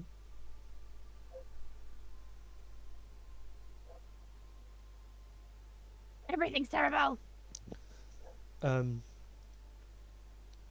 Again, he generally just because of how He's so he's closed off. raised, far as you can tell, he's closed off. Whether or not it's a defensive thing, it's a thing he's just adapted to, or if it's specific to the situation is beyond you. I imagine Inessa's probably got her own theories on which one of those it is. But at the very least, he's not changed. He's still acting as he has done every time you've interacted with him so far, which, fairness, is few, but he's been receptive to conversation. He's replied. He's not shut off conversation. He's drunk with you. Woo! I would say, like, in terms of the way Inessa would see it anyway, he's stayed with you at the same level. Like, this place is the haven for you and the party. He's come off of his high tower to come and speak with you.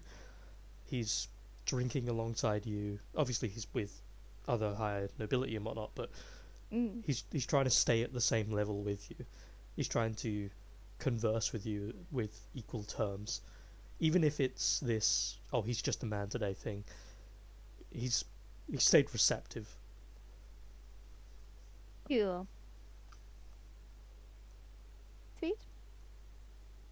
I'm gonna keep an eye out here and see if he mingles with the common folk for the rest of the night, because that will change my opinion if he's refusing to. But yeah, that's me done. Okay, and finally for tonight, licorice. Get it? 'Cause it's nearly. Licorice. Yeah, I was gonna say because it's nearly licorice. Who are you talking to? I'm talking to the people at the bar. Nice. Unreal and Kier, same story as always. Kier's looking a bit muddle fuddled. Yep. Better word. Unreal is pacing him, because as much as Kier can drink, he's not a sick person per se. He quite evidently doesn't have a lot of the strength to do it consistently or anything. Fried, Jasper, and Iltmar are just talking off on the side, just general life, the barrows of Lowtown and what they've all been getting up to. Jasper letting them know that he's been continuing his bouncer work. Kieran and Andriel kind of lean forward a little bit on the table. Andriel looks over toward you with a slight grin and just tilts his head back a little, leans back a little bit in the chair, looks back toward you. So, have you and Shiny Pants over there had a kiss yet? Why would you choose to discuss this right now? I'm gonna turn look slightly withering look. There's a lot going on at the moment, Anriel. Ah, don't give me that. Come on. There's a lot going on. That's the best reason. You can't tell me you seriously look at him, drag him around everywhere, and you don't give him a snog every now and again. I know you two, just looking at him, you definitely get. It was the bot. It wasn't Rachel. She wasn't like, ah! I was about to say, was that Rachel? Would be or she would just leave the conversation. I hear something outside. I'll be back in 2 hours. Lycoris is disconnected from the sending. You can't tell me you've not done at least that by now. Come on. You've been around each other for how long? You've known each other for how long? You clearly have a thing for each other. You're clearly both just as brooding. I'm gonna look towards Kia with a look of why aren't you helping me? Well, there's a lot of baggage there to sort through. He raises an eyebrow. And how do you think is best to deal with that, huh? Because I can guarantee you 5 minutes after a couple of drinks. I'm gonna look towards Kira again. There's a little chuckle under Kia's breath, and he's looking over toward Anriel. He gives him a gentle slap on his shoulder. Come on now. It's a little bit unfair to keep on provoking her like this. Just either you come out with the points or get it done with. Let's talk about something else. We came here for a good time. Don't poke the scary bear.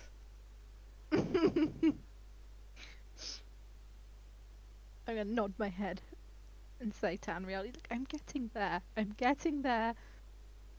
Eventually." Anriel with a I grin. mean, it's only been 2 months. It's been 2 months and you've not even kissed the man. I mean. Come on. I mean, No. I gave him a little kiss at one point, but He leans forward. He was asleep, so I didn't count. Oh, Really? Slaps the table. Really? Come on! That was Okay. brave for me, okay? Out of interest, how many people heard that confession? There's a full table of them right there. I imagine with the tone that you're probably saying it in, with that face of blush, even if they don't hear it, they can see you, like, blushed. And a handful of them are currently looking over at you with raised eyebrows. Anriel turns around and goes, do you mind? Quiet conversation I'm having over here with my friend? Keep your big noses out of it. Go on, carry on with your drinks. Anyway, so you kissed him. I was just curious. He's a very heavy sleeper. And I don't sleep. I had a lot of time to think. And kiss him. And you chose not Like to... a little peck. Like, Ugh. Are you... like affectionate Look, peck. I know we're elves and we live for a while, but you're not actually an old woman. You can go for the lips. You should go for the... Look, Well, he's look, not, no, like doing this. anything either. He says like this, grabs Kier, gives him a full-on snog. And then On the mouth. inside, Lycoris is like shipping this. He's like, "Oh my god, finally!" But she doesn't say it on the outside. And then as he pulls That it is away, about fucking time. as he pulls it away, Kier's not blushing or anything. I see you two do that often. No, you have enough drinks. Things just happen. And Kier's just rubbing it between his eyes. It's rubbing the bridge of his nose. I thought we discussed not talking about this, Unreal. Ooh, not talking about what? Yeah, Has there Kier. has there been a change? Are you Yeah. closer than you were before? Yeah, What's Kier. going on? What's the deal? He What's going on? places his elbow on the table, turns to look at Kier. Kier's just looking between the pair of you. Look, it's not... how did this turn onto me? I was defending you. Oh, that's true. That's true. Anriel, you're a dick to both of us. What did I come back to? I missed it, honey. No! Lee, are you streaming? Was there a boss? I am. Yay. Okay, good. Are you streaming? It's just like, no, I don't want to miss this episode. I don't. You I literally. you know- Danny just got home, so I went to go say hi and came back, and I was like, oh, what? So, You know what, Anriel? Not everyone is as confident as you are. well, what can I say? Many years of experience. But And you've got to I am- start eventually. I am not the only one at fault. Mr. Lost 2 is just not confident. Why should I have to be the first one? He looks, What if he doesn't want to, and then I feel awful? He's looking you dead in the eyes. Okay, answer me this.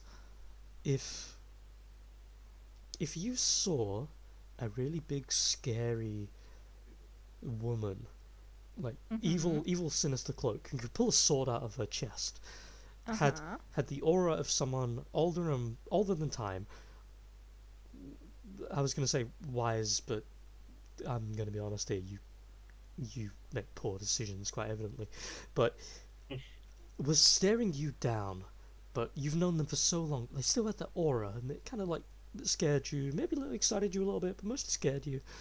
And they came up to you and full on told you that there's maybe something there between you.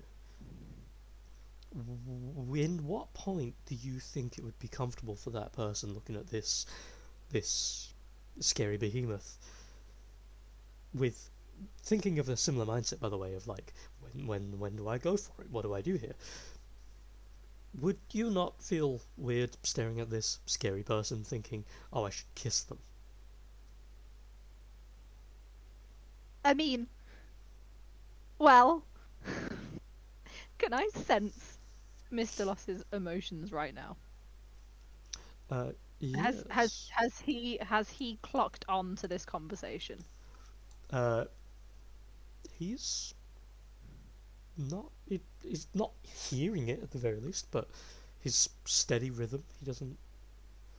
He seems kind of like net neutral at the moment. There's no like ups or downs. There's no awkwardness.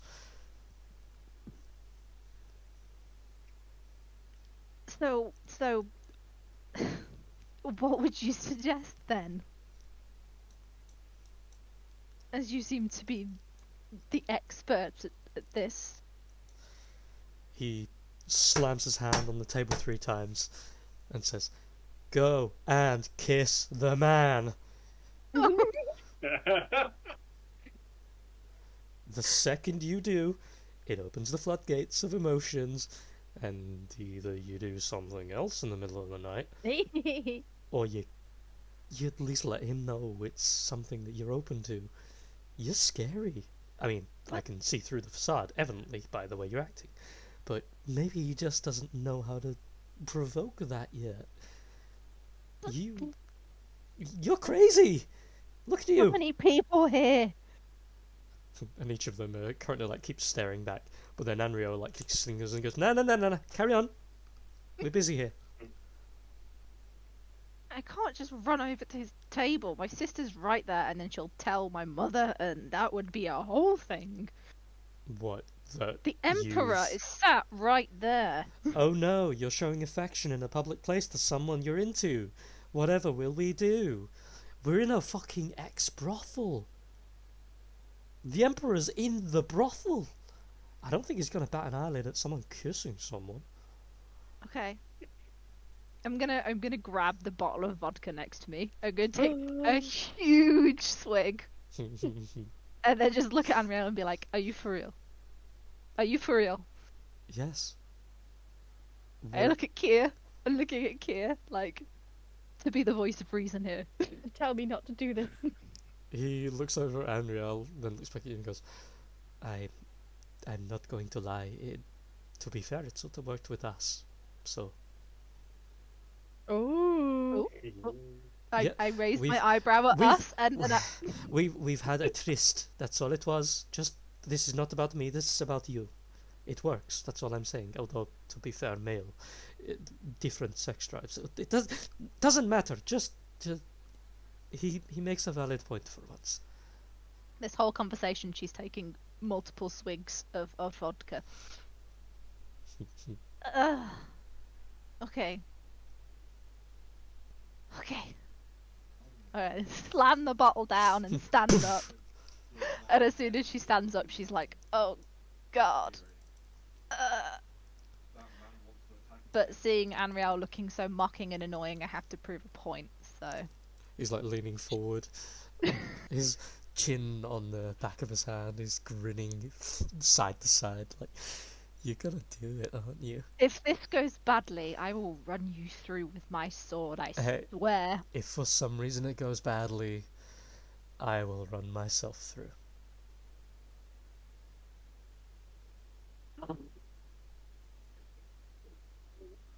One last swig, and she's just gonna start, like, slight speed walking across the room, trying to ignore all the people. Fast enough that it draws attention. Yeah, probably, but she thinks she's being real subtle. Esatari, as you and Locke are returning, you see a pacing Lycoris, avoiding eye contact with everyone, her eyes like dead shot forward. She's on a mission. We'll go to the table. I'm assuming he sat down. Yeah. Do I see this considering Oh. she's walked to the middle of the room? You can hear this almost like the stomping along the wood. Fedo turns around, looks at her and goes, "Oh, something is about to happen." I sort of like say into my glass loud enough so he can hear and just say, "I think you may get a visit from her sooner than I thought." Mm. As you Oh, get over to Mr. Moss, Ishikari is just looking over. He kind of like waves a little. Oh God. Ishikari waves like, hey, Lycoris, you don't even notice him, and you just look straight to his thoughts. Does Like, he? oh hi, Mark. Does he actually know what's going on? He must feel the emotion. Is he Like, caught up with everything?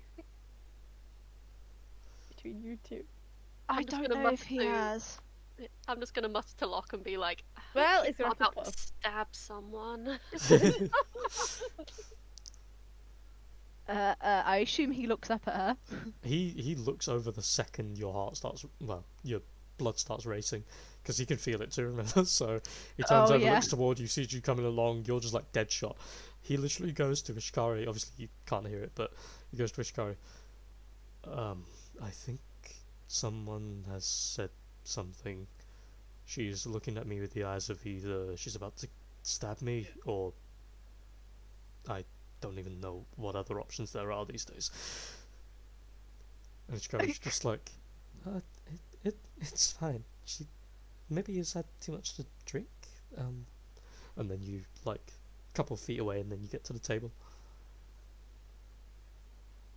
When he looks up, she's just gonna like reach out and grab his chin and then lean down and smack a kiss on his lips and then like stand back up.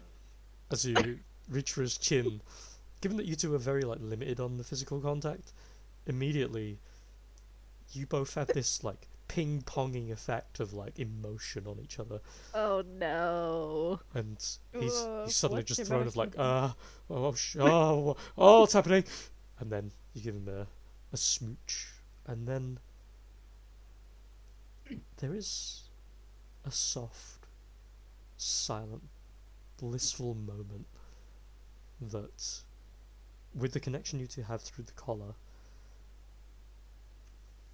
you feel this warmth that would usually be alien for you just as a creature, to be fair. You feel it rush head to toe, and though it's a quick peck, it feels like a puzzle piece has fitted perfectly into a slot. And your face burns red. You feel in a weird way your body like loosens more than you've ever felt, even in the midst of battle when you're dashing through enemies. You've never felt it react or feel so gentle. Like you, all the weight suddenly slips away in that moment, and your eyes both closed for a moment. You feel a gentle touch of a hand around your wrist, not trying to pull away, just held there for a second. And though for the pair of you, it feels like it lasts easily 4-5 times longer than it actually does. For everyone else, they see you dash across, rush off toward him, get a smack on the lips. You get very red, him get very red, him lightly grasp your wrist, and then you both open your eyes, slowly pulling away and look at each other. And you're kind of locked in place for a second. Not physically. Physically, like the pair of you have like your bodies are like melted, but your minds, you're just staring at each other in that second. And Ishikari's just in the back, like it's one of those where like you're in the middle of it's like being in the middle of a jungle and there's like a lion in front of you and you're just trying to stay still. It's one of those don't move and they can't see you things. And he's just Poor there guy. like hands up toward his mouth, like closed balled fists, and he's like putting his lips against his mouth like, oh my god. He doesn't say anything, but he's just there like, ah. And Well, it's nice to know he ships it. you just hear this very quiet exhale of breath, and then the pair of you snap out of it, and you kind of look at each other.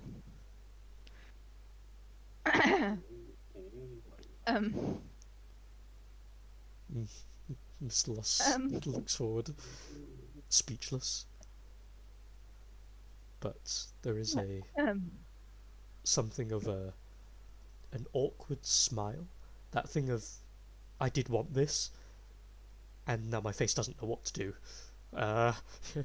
Emotions. How do I make the face do the thing? I'm just, Um, Lycoris is like, I'm gonna look over at Estari like,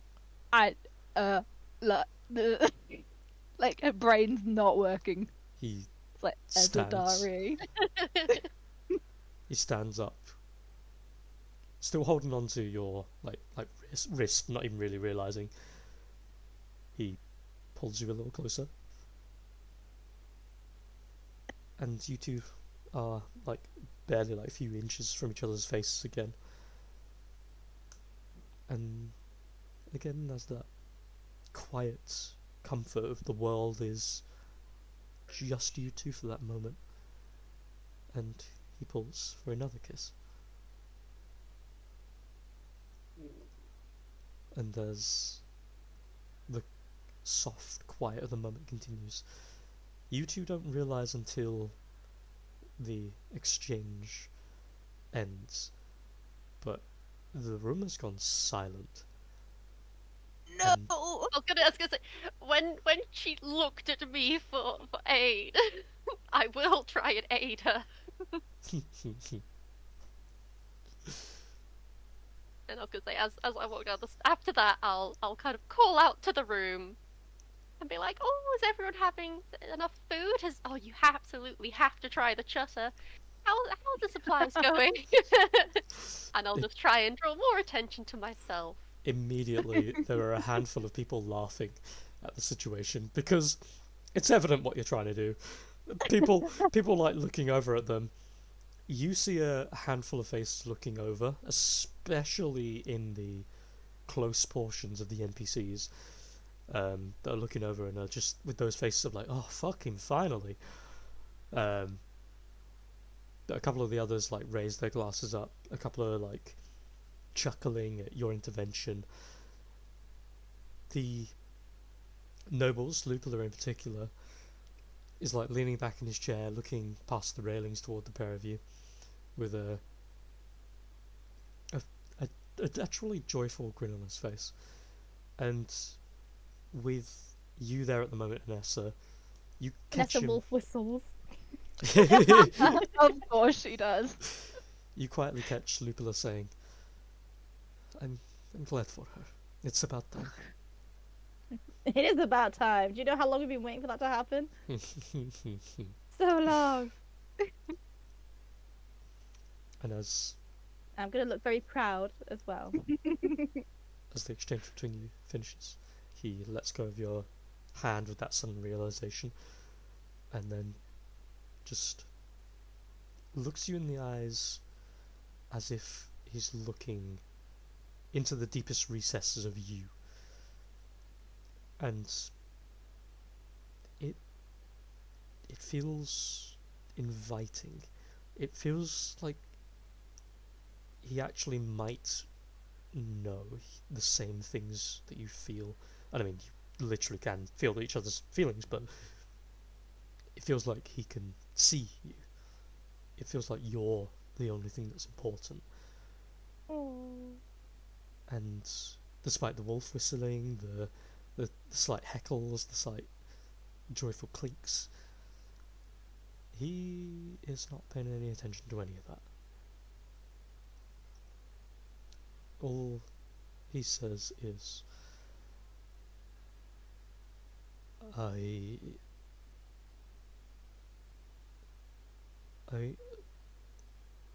love you.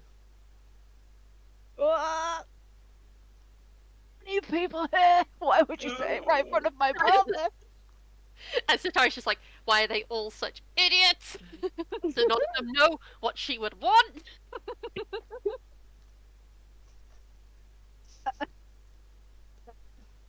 Lycoris will just go really, really red. I don't think she's ready to say it back, but He could see the struggles. she'll give it a gentle smile, I guess. As close as she can get, considering she's absolutely mortified that there's loads of people around them. He's like, with a it kind of like, it's an actual smile, but it kind of like breaks a little, not because of that, because of the awkwardness of it. He just goes, I was just thinking of doing something before, but I don't know if I'd be able to do it. Like after the wolf whistly thing, I was thinking of like casting silence or something, but I can't find it on my spell sheet fast enough to see if it's somehow allowed. You'd have it. I was going to message her and just be like, make the music play louder. Yes, I wanted to do it so it's not they're not silenced to each other, but we can't hear them basically because I wanted to give them some privacy after I wolf whistled. I was literally just frantically trying to find it on my sheet and I can't see it. No, that's not. You'd have it. Like again, that's not split hairs. Is it a way that I can do it so that it's like a cone of? It's an inverted silence, basically. Yeah. Yeah. Cool. You've got privacy now. If there's is Ishkari in there, little go. Or no. Ishkari. No, you can I'll angle just put it around them too. If I can do that, yeah. Yeah. I kind of want to put myself in the cone, but I won't. Is there a candle or a light near this table? We just thought all light up our phones. Yeah. There would be. I am turning the candle to change colour to pink. Anyone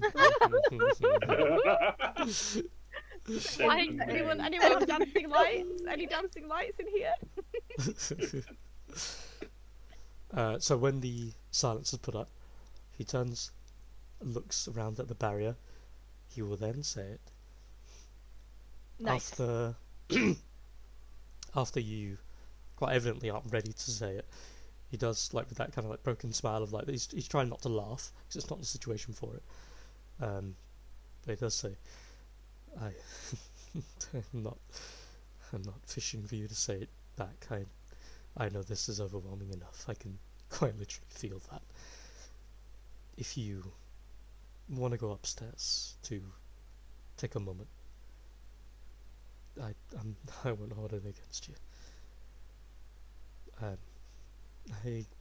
I'm just possibly slightly positively overwhelmed. I just had to say it before it broke in me. Sorry to be weird. It just was a lot. I will admit to having been goaded into the situation. I didn't particularly think it through. And oh god, there's so many people. I'm gonna look around at all the people around us and then just like, you know when people like shrink into themselves because they're so embarrassed. She's gonna do that and just kind of like sit down on the stool. At least next to them. When you look around, your party in particular, even the jokiness of the way Nessa put it, you know that each and every single one of your party members want this for you, and you know with the way that like Nessa has been with partners and Asatari has been with having any degree of partners, and obviously, I mean Cliff's a whole other story, but you know that they want positive relationships like this. Your extended friendships, like Anriel literally was just telling you, do it, freaking just get positives. He wanted to see this for you. You know that Freed isn't the type to judge you for this.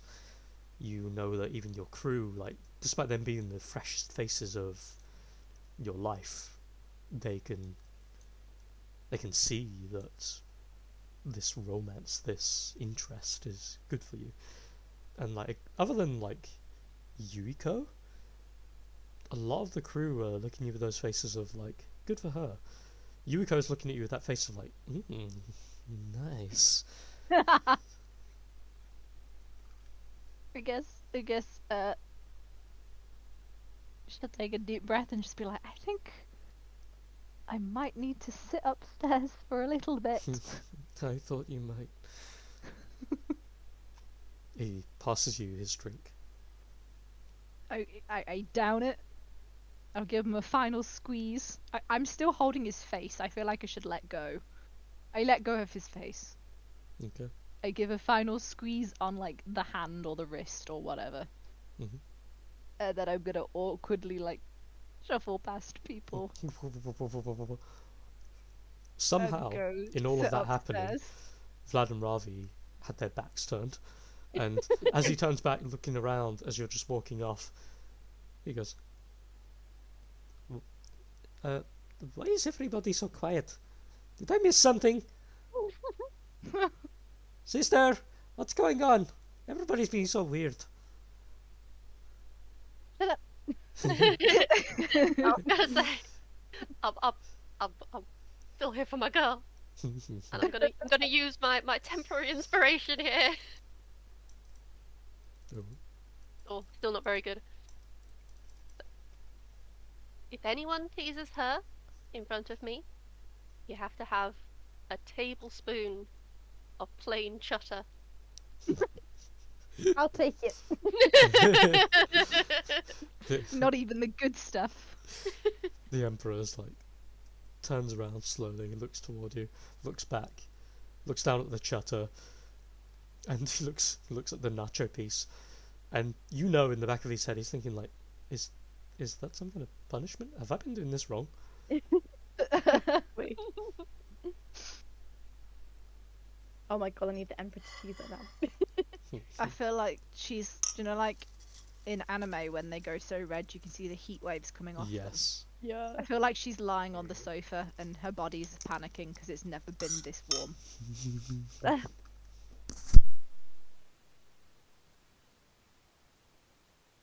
Fucking Amriel. You shouldn't let yourself get riled up by him. And if you hadn't, if you just casually walked over and given him a little kiss, nobody would have paid any attention. No, Yeah, it's but not, like Horus is not exactly in touch or in control No. of her emotions. Atari's there like, how could I have been absent at such a crucial moment? you advised against it. The best thing is Could you're have gonna taken know you up onto the balcony thing. you're gonna know who caused it because Anriel's 100% sat there with a shit-eating grin. He's pissing himself Oh, yeah. on his stool. If he was a worse person, he would literally be cackling right now. He's got that Cheshire cat grin. Instead, he's Sat at the desk. he's literally instead just like sat there, like leaning, man spreading as much as he can, just sipping, just looking at Kira every now and again in the corner of his eye with that face of like, what? I told you, it works all the time. It worked on you. It worked on him.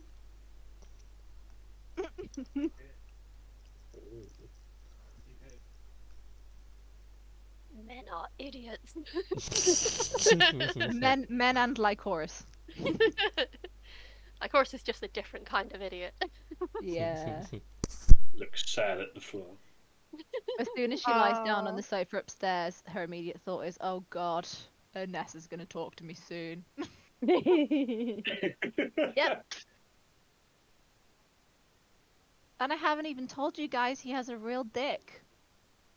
No, Yeah. yeah. God, that topic again. Oh, and now we're going to assume it's because of this night. Oh Yeah. yeah. Oh, My espionage, finding out beforehand. Jesus Christ. Well, you finally made your move. No, it's just gonna. As soon as they go in the bedroom, it's gonna go back to 100% awkwardness again. Oh yeah, This was just of course. temporary emotion.